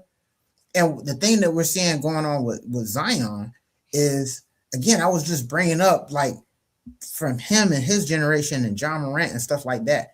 And so these guys are reflecting what they saw in the 2010s or whatever. Imagine the generation of kids that have gotten socialized with TikTok, box rap. You know what I'm saying? Yeah. And streaming. Yeah. These kids are gonna grow up. I mean, we had ADHD. Yeah. Allegedly. Allegedly. Okay. Thank you. Allegedly, our generation had ADHD because we was having a hard time staying focused. Too many screens, too much screen time. There was no concept of screen time in 88 and 89 when I'm sitting there watching Sesame Street. There was no concepts of that. All right. But these tablet kids that are growing up with all of this stuff being overstimulated, over-sexualized, those kids haven't hit the market yet for us to see the new examples of what Zion and them are going to be doing when these guys hit the league, 3-4 years from now. And then we're going to be saying crazier stories, because those guys are going to be doing it with sex bots. You know what I'm saying? And it's going to be wild stories and stuff. They're going to be getting catfished Ray Allen already did that. But they're going to have some crazy stories, bro.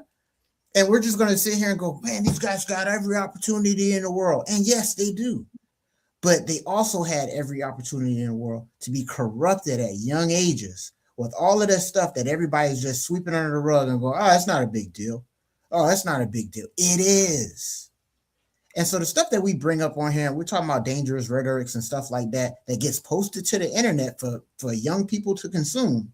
It is dangerous. Mm-hmm. And for us to be bringing it up, we're in an algorithm and other stuff like that, but we're bringing it up to let people know that this is not where it's at. Because I'm telling you right now, there's a group of young and impressionable people that are watching these relationship gurus talk about stuff, watching these millionaire people who do this and that stuff, these streamers, these sex workers on live all the time on any platform.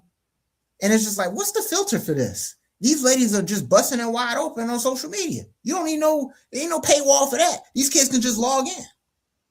So with this level of access, what do you think they're going to get? What do you think they're going to do when they get $20 million out the gate at 19, 20 years old? They're going to go start buying the women that they've been watching for the last 6 years when they were growing up. It's not hard to figure out. Mm-hmm. So Zion represents what's been going on and what's been allowed in society for the last decade or so. And now these chickens are coming home to roost, and these guys become punchlines and punch bags, rightfully so to a degree. because there's still young men his age that ain't doing this.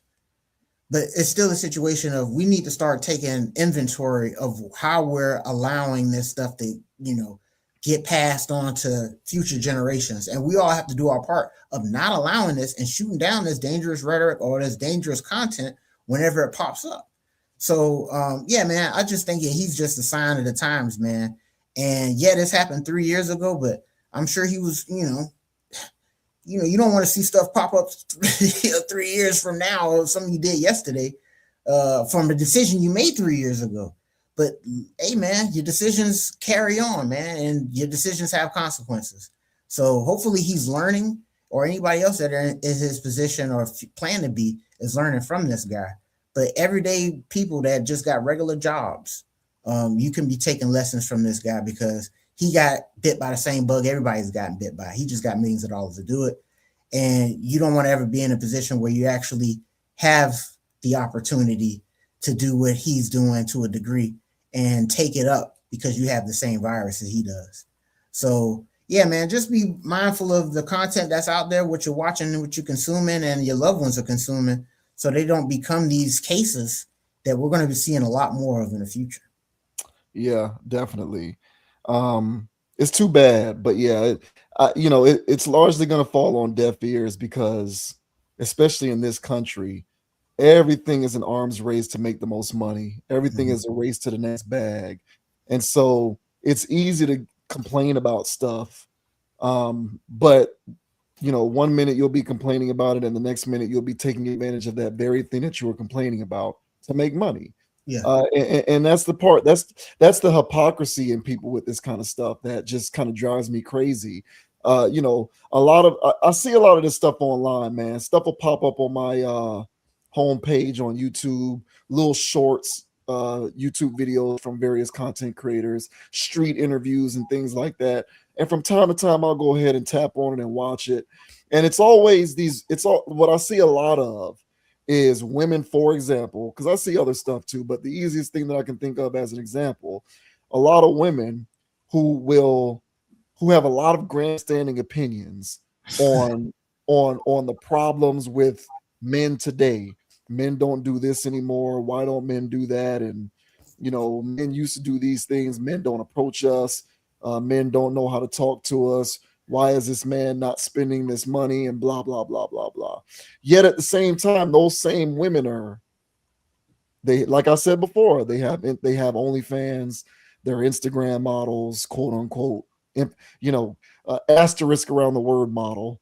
They're TikTok content creators, they're streamers. They earn money by partaking in the very digital ecosystem that causes the men devoid of the things that they want to see. Like, the reason why they're devoid of those things is because they are spending the lion's share of their time, energy, and resources not acquiring basic humanistic skills, but being on these various applications and devices. Yep. And you are actually making money off of that. Yes. Via your OnlyFans or your whatever. So you basically live in this world where you get to complain about this stuff, but also make money. Mm-hmm. Like you do realize that in order for this stuff to change, individuals such as yourself, there have to be less of them in the world. You have to stand on some kind of a principle. Maybe don't make any money off of it anymore. If you really care that much. If there's less guys with OnlyFans subscriptions, it's simple math. Deductive reasoning tells me if there are less men in the aggregate who are subscribed to OnlyFans, then statistically there are more men who have the social wherewithal to approach you in person and to hold your door open and to ask you out on a date and to do all of the things that you're bitching about that men don't do. So pick a struggle. But and that's just one example. That was the easiest. There's other things too that I could highlight, but that's the easiest, most glaring example that I come across on a very regular basis. And it's just like, people need to figure it out. But moreover, you just need to open your eyes, because this is like a baseline on a chromosomal level. Humans are being engineered to be this way. Yes. So Zion Williamson is quite literally being bred to be sexually irresponsible. Yes. And all other men in the world, not just his contemporaries or people in his age group, but even guys older than him, are being atrophied in those very same respects. Yep. So it's going to take a wholesale shift in the way people think about behaving in the world in order for that to shift. But the cynic in me says that will not happen. So, what can you do? Yeah, man. Hey, shout out to Mariah Mills. Shout out to, what's this girl name? Dope Chick 69. Yeah, man. Shout out to the BBL models out there. I'm joking, guys, but in all seriousness, man, shout out to y'all, the viewers, because there was nobody to shout out in that damn video. Get well, Zion. Yeah, for real, bro. He does need to get well.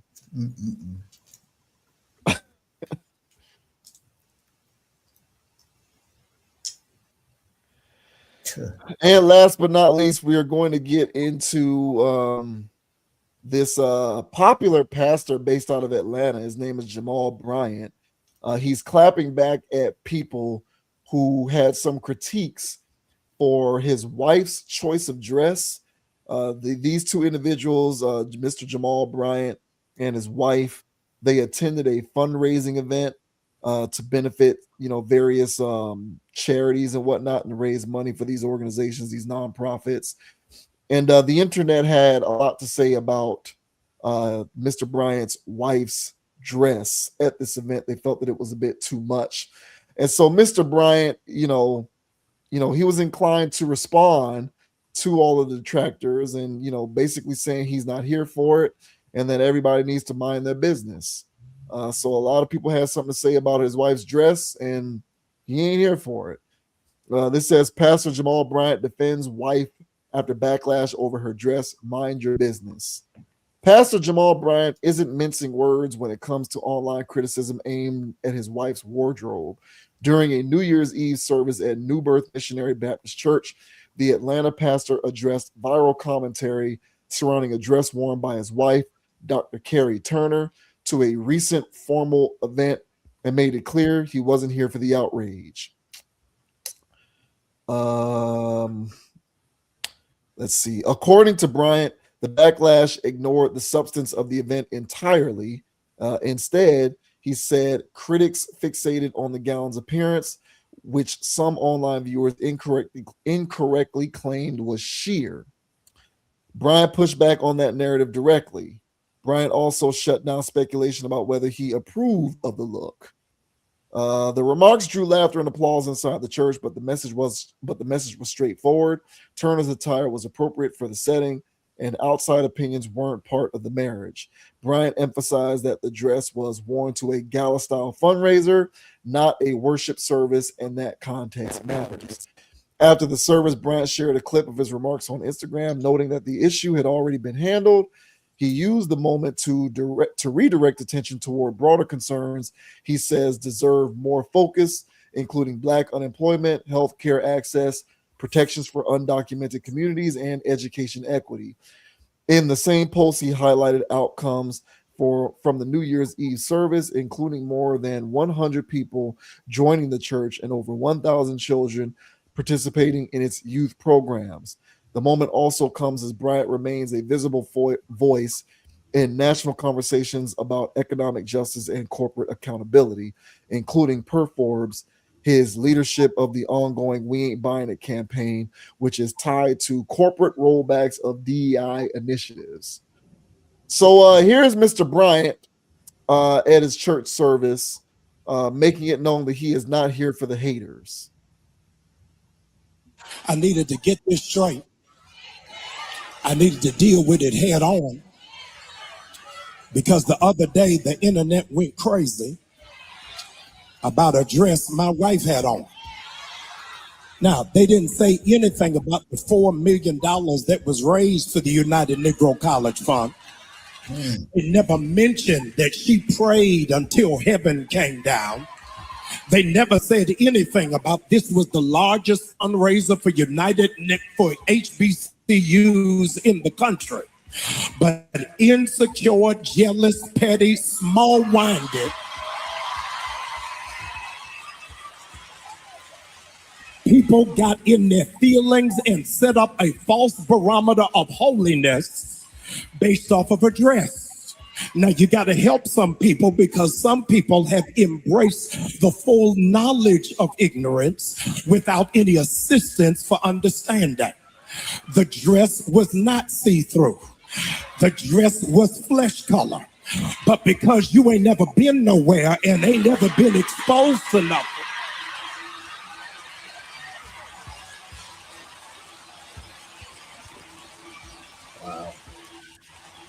I needed to set the record straight. Y'all don't like this. I need to set the record straight. I bought the dress. And I like it. I don't care whether you like it or not. She ain't mad to y'all. She mad to me. And let's see. So just to give folks an idea of what the dress looks like, kind of, sort of. So that's kind of an idea of what the dress looks like there. So there you have it. So that was all of the hoopla over this situation, and he clapped back at all the detractors. So hopefully you guys were able to see that clearly. But yeah, so what do you make of this situation, man? And Mr. Now I am unfamiliar with Mr. Bryant's work, of course, but he is setting the record straight. He picked the dress out. He likes it. It doesn't matter whether you like it or not. Mind your business. That's his wife, not yours. I think I think unfortunately he does have a point when it comes to, yes, it is his wife. So what he and his wife does is, I guess, no business of our own, or what understanding they have with each other is no business of our own. Whether his wife wears a flesh-colored outfit is none of our business. But to me, I think the initial outrage of it all from people on the internet, I think that was, also justified in the sense that they're parading us around. They're taking pictures. There were thousands of kids there, apparently, or at least 1,000 kids there participating in youth programs. And, when you think about church and you think about leadership in church, you also want to think about, morality, and you also want to think about being conservative. And flesh-colored clothing is not conservative to me. And I think it was not conservative enough for the people that were complaining about the outfit. Me personally, if I was attending the church, I personally wouldn't want my pastor's wife walking around like that with flesh-colored clothes, accentuating curves, and cleavage showing. Me personally, I don't think that this is an episode of Baddies or the Real Housewives of Atlanta. I thought this was a church situation. And I think she came out there looking like status quo, baddie type energy. And I think the people weren't going for that, which is why they initially complained. Now, he does have a point. That is his wife, and he and his wife can do whatever they want. If he bought it, he liked it because he probably tried it on first. That's all him. But this is the same guy that was sitting across from Cam Newton to tell him that he likes his legs. This is the same guy, talking about, you lotioned up your legs and everything. Like he was gushing over Cam Newton, and Cam Newton is sitting there just, enjoying the compliments. You couldn't pay me to move to Atlanta. Well, honestly, bro, if you're on the up and up, bro, like your ratio would be in your favor, bro. You know what I'm saying? Because there's so many of the power bottom situations going on. You know what I mean? You'll be picking a litter, bruh. You know, so I don't know, but yeah, man, we gotta weigh the pros and the cons on that one, man. But honestly, I think that this guy is who he is, and I think the people that follow him knows who he is. I think they know that he's like this, so they don't care, and they go anyway. Because the crowd was going crazy because they like what he was saying, and because he's done other things and said other things that was real hot takey and controversial. He's very controversial, and so, but the people that go to the church and pay their tithes and all that stuff, and was standing up and clapping while he was giving that spill, they know what's up when it comes to their guy. So they're going to defend that. And that's to me, and I'll let you go in a second. That's to me where, his followers is more cult-like than following the word. So all in all, I think that this guy has a point that he and his wife can do whatever they want. But I also think that the internet has a point that if you're supposed to be this man of God, you're supposed to be a spiritual leader of an entire group of people, and you're out here trying to raise money for future students and stuff like that. I think it would be best to come out there with your Sunday's best on and not like you're about to go to the Oscars. And they came out there stunting and flexing, and I think that they should have been a lot more humble. But we're not dealing with humility when we're talking about super church status and all other stuff. So I'm gonna side with the people on this. This guy's entitled to his opinion, but I'm siding with the opinion of the internet that she should have had more clothes on. But what are your thoughts, man, on Pastor Bryant confronting the naysayer, saying that his wife was not too revealing and he actually liked her clothing? What are your thoughts, bro? As scandalous dresses go, I'm gonna be honest, this one to me is not really registering on the Richter scale that high. Mm-hmm. We've talked about like the dress Sierra wore at that, I don't even remember what that event was with Russell Wilson. Lizzo basically showing up to a Lakers game in her whole out. So in terms of like the scandalousness of some of these dress looks, I'm gonna be honest, this one to me looked fine. I wasn't really tripping over that. Now at the same time, I also am not going to cast any aspersions upon folks who felt as though it was a bit too much given who these people are. If you have a lot of conservative minded people who don't necessarily separate them as God-fearing people who lead a church and a church congregation from their, ability to wear whatever they want outside of that. People don't necessarily draw that distinction. And so they feel as though, given who you are and the fact that you're leaders of a congregation, you should maybe dress a bit differently at public events or in public spaces. If people want to take it that far, that's fine. Me personally, I'm a bit secular when it comes to stuff like that. So unless it's Sierra level see-through where I can see your whole body, you know what I'm saying? Where I was like, okay, I know what you look like naked. I've seen it.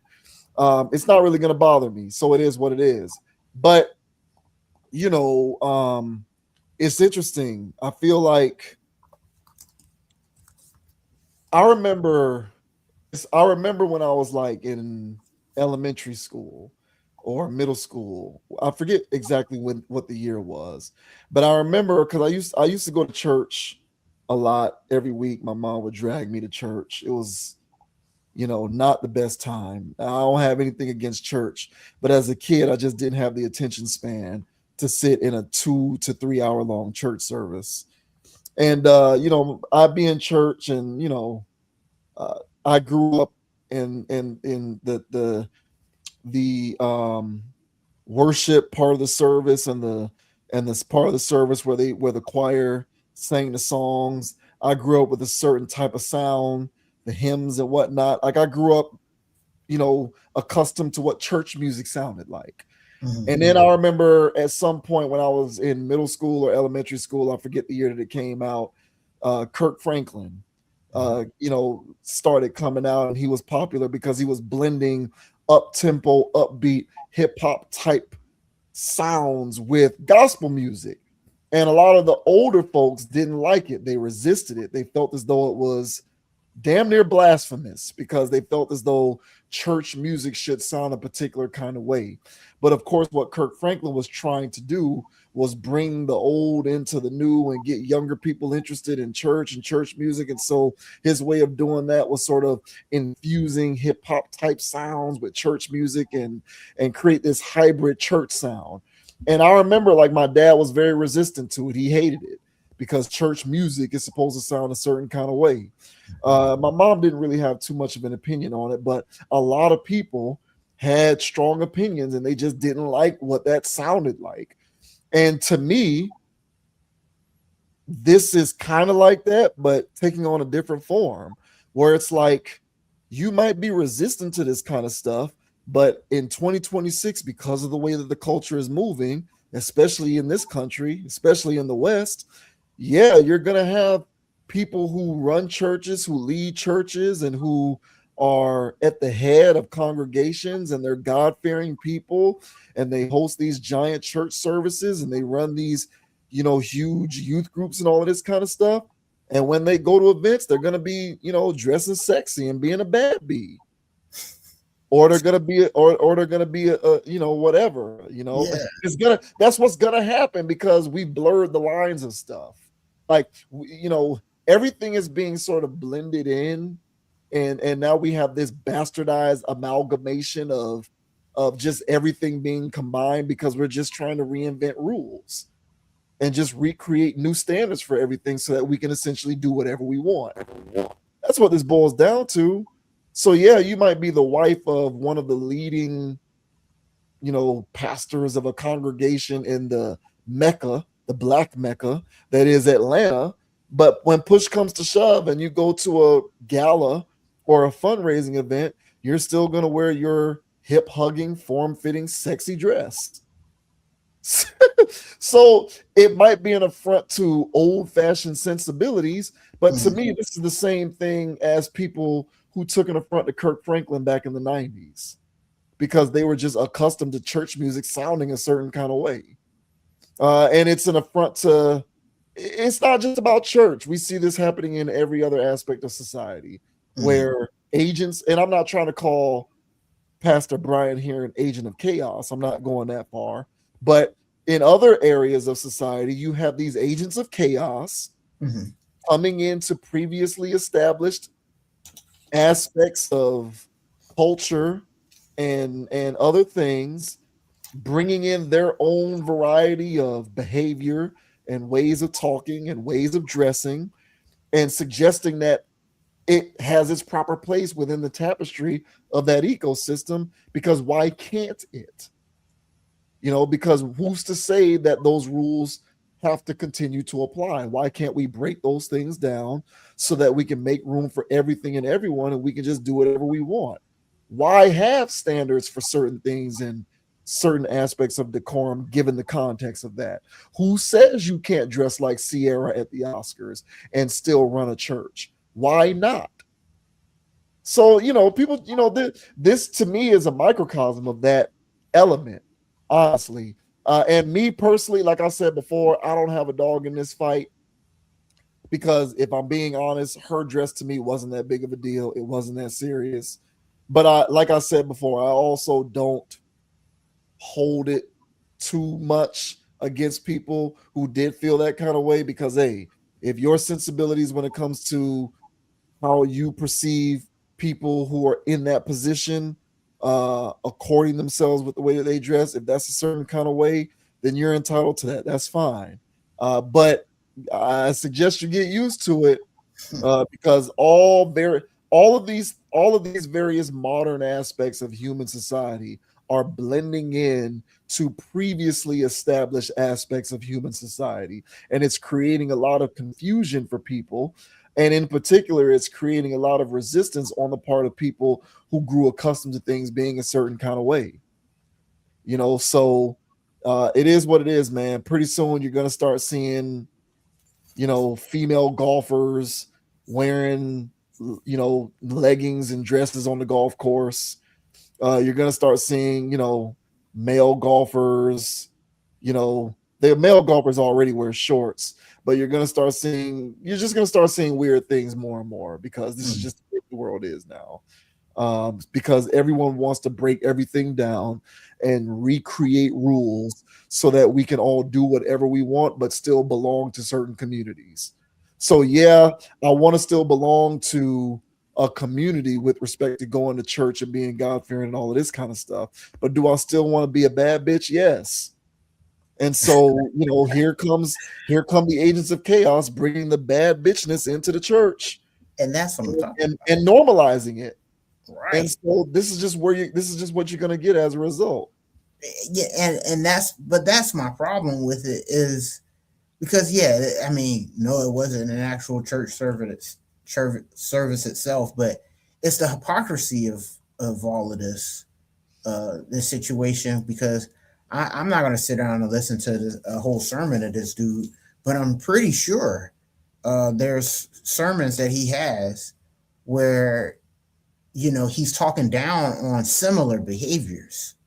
Now, granted, it's going to be because they're not married, and it's probably because he can get away with this is because it's his wife. But this is lustful type of stuff. And if you have a wife, you should be protecting her. And if you bought that outfit for her, you have now bought an outfit that didn't protect her. And now it may not have been from physical harm, but it damn sure was from harm from the world who's attacking y'all's happy home because you decided to buy something that was revealing as the pastor man. So you put your wife in harm's way by putting her in the line of fire of the internet, by you buying something that's flesh colored and form fitting because of the position that you're in. Hey, listen, I didn't tell you to be president of the United States. You chose that job. And so what comes with that responsibility is high levels of scrutiny when you're not living up to whatever you claim to be living by and preaching. But that's where the breakdown is going to occur, because all of those levels of scrutiny, that's what they're trying to eradicate. And I agree. No, I'm on your side. I agree with you, but that's the essence of social deconstruction, is to create the new standards. Correct. So that there isn't a standard to hold anyone by, given whatever it is that they're doing. Correct. And so my issue with this, and I believe everybody else that had a problem with it, is the level of hypocrisy that's coming from somebody that's supposed to be in this position of moral authority. And so much so that he has to come every Sunday and tell me about how he understands the word better than I do. And so with that level of moral high ground, you would think somebody in that position would be able to conduct himself in a better fashion, and not like somebody that wants to be, you know, part of that bad B energy, whether it's your actual wife herself or you that want to parade around a woman that has that type of energy. In either event, it's that lustful stuff and that same sexual marketplace stuff that you talk about. Because this is not the level of Sierra, because you can't actually see through it. But the whole notion of this is flesh colored, sure, and it gives the illusion of being revealing, to me in and of itself is enough for me to go, you know what, per the circumstances for who you are, that flesh colored clothing such as that is saying too much. And it is doing too much. I agree. Yeah, the undertone, whether it's see-through or not, the undertone of the dress is for her to be sexy. It's sexual in nature. The undertone of that dress is sexual in nature. Yeah. If I saw her standing next, if it was a lineup of women and she was wearing that, you know, somebody else was wearing something else, and they were all wearing the same type of stuff, you know, you could say one was actually going to walk a strip somewhere.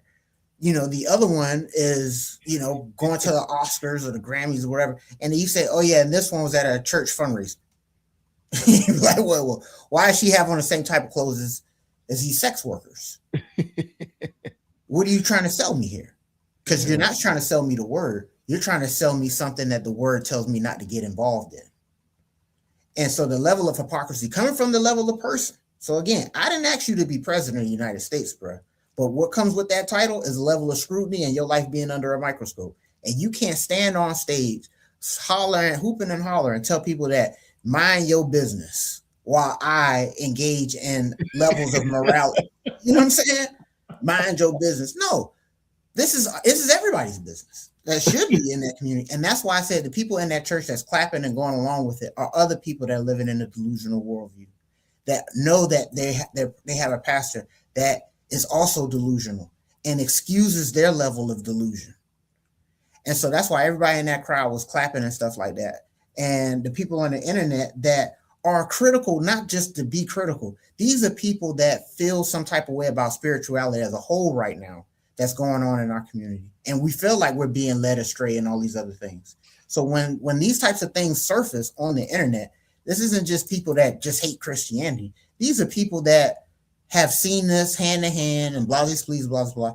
And these are just highlighting examples of that, of everything that they've seen over the years and why they feel like the church has failed us as a community overall. So for him to just sit there and be dismissive of it, to me, it just speaks of a level of social deconstruction that I'm not in favor of. Now, I know you're not. I know you want caping for that still or whatever. But your thing was, I get your angle, but this is what got me so up in arms about it. I'm like Christian, but this is what got me up in arms about it, because I believe if you're a spiritual person and you're trying to go down your path, the book says what you need to do. If you follow that, I think you're in good shape. And one thing that this guy's doing right now, I feel like he's muddying up the book. And he's modernizing. Yeah, he's being a moderner. He's modernizing. He's being a part of that movement to blend older sensibility, older institutions with newer sensibilities, so that everybody can feel welcomed and happy to be a part of it. Yeah. And it's just, but I agree with you, man. I think one of the things that is lost is more people living a principled existence, standing on principle. Like, I don't think that there's necessary. To me, there is a fine line between living a principled existence and sticking to something in a traditional sense that you believe in, and staying in your ways and being old and not wanting to evolve and move on. Like, there's a fine line between those two things. But what a lot of people are doing is conflating those two notions. In so much to say that if you want to be principled and hold on to your traditional sensibilities, by default, you're being rigid and refusing to move on and evolve with times. And you can be somebody who retains a lot of your traditional sensibilities and be principled, and also find the various ways for you to be able to modernize yourself in various capacities that make sense. Like, just because you want to retain some semblance of traditionalism doesn't mean that by default you're being rigid and refusing to evolve with the times. Correct.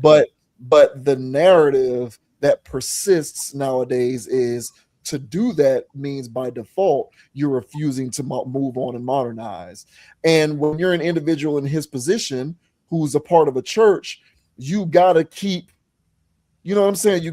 People got to keep coming to the church. You got to keep people joining the church.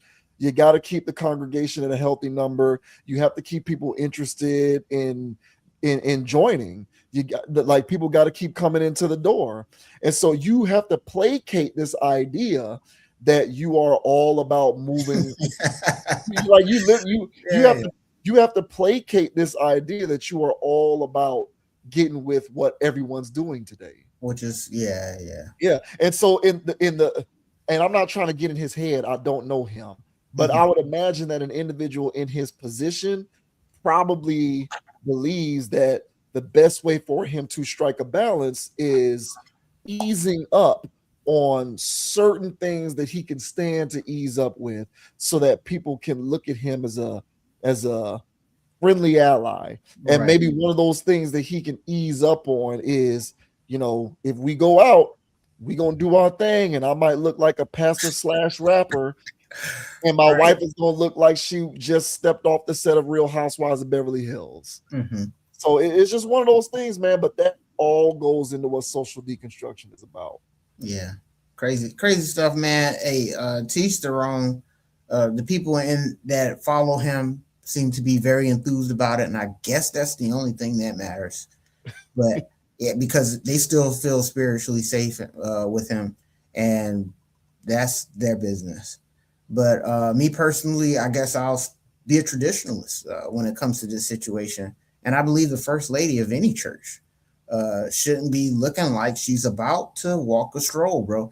And I'm telling you right now, if you ran a whole bunch of pictures of actual sex workers and then you actually inserted her picture in there, people would be like, and how much she costs? How much you charging an hour? You know what I'm saying? They wouldn't think anything different. They won't go, what is this, a preacher's wife or something? You know what I'm saying? Get Marianne out of here. Nah, they would think that she listens to Cardi B and Ice Spice like the rest of these box poppers in this damn Instagram. So, hey, bro, if that's what you about, Pastor Bryant, so be it, bro. But me personally, I think spiritual leaders should be leaders, and they should be men who have women by their side that look like respectable women, and not like women that charge a premium if you want to stay overnight. Hey, but listen, that's the beauty of social deconstruction, that he is doing that. That's the disgusting part about it. that is what makes social deconstruction such an effective agenda, because he is doing that. Yeah, I you see what you understand what I'm saying? Mm-hmm. So hey, man, who are you to judge? Like he said, mind your business. Yeah. I guess close the doors. Yeah. Close the doors. These guys, man, I can't. Hey, man, it is what it is. Good luck to Mr. Jamal Bryant, man. I guess I'm not going to be watching any of your sermons, but it looks like he has a pretty good stranglehold on the Atlanta church faithful up there. So y'all stay safe, man. Seriously. Yeah. All right, folks. We are done. Another edition of Conscious Approach in the Books. Thank you very much to everybody who tuned in. Hey, man, back and better than ever. Made some upgrades to our technical aspect of our operation. So looking forward to continuing to fine-tune all of these little developments. Thank you, everybody who has been joining along with us, subscribing to the channel, hitting those like buttons, and leaving those comments. Once again, check us out on Spotify, Apple Podcasts, and Amazon Music. Follow us on Instagram and TikTok at ConApproach, ConApproach. And as I always like to say, have a mind of your own. Don't be a group thinker. Think for yourself. And I will open up the floor to Mr. Dogon, who has a very exciting thing that he is looking forward to next Monday. So that's right. Hey, man, the name is Dogon SS. And you can find me on Instagram at Dogon_SS, on YouTube, DraftKings, MySpace, Meta, X. Hey, bro, this is a social media platform. Dogon_SS is also out there. Make sure you guys like, subscribe, and follow, and all that good jazz. And as you guys see, I did grab my Hurricane helmet. All right, we got one more game to go. Jobs not done. And we're taking on the Indiana Hoosiers, man. There are no pushovers, all right? So don't let the name logo fool you guys. They're a hell of an opponent, and I am taking them seriously, all right? I'm doing everything that I normally do, Michael Irvin style, except being on all fours. So, let's go Canes, all right? And, yeah, we'll be taking them on next week. So, officially, all right, before our next stream, we'll have our results. But until then, I'm saying go Canes always, and even after that, all right, win, lose, or draw. All right, and as I always say, guys, thank you guys for liking, subscribing, following, all right, sharing the content, consciously leaving comments. Hey, man, without you guys, there is no us out here crushing it on a weekly basis. So we greatly appreciate you guys for watching and participating. And as I always also say, don't be too high, don't be too low. Keep it calm, keep it chill, keep it player, and don't let anybody get you off your pivot. So until next week, ladies and gentlemen, still got more rings with Robert Ory. We'll catch y'all on the next episode. Chill. That's right, folks. Thank you very much. Until next time, we will catch you on the flip side. Be sure to check out other content in the content library as we continue to expand. Watch some of our older videos, like some of those, comment on some of those as well. We do engage, we do pay attention, we do respond as long as you are not being a troll. But until then, we'll see you later. Peace. Peace. Hey man, go Kings, baby. Let's go. Let's go. God damn, what we made it. Hell yeah.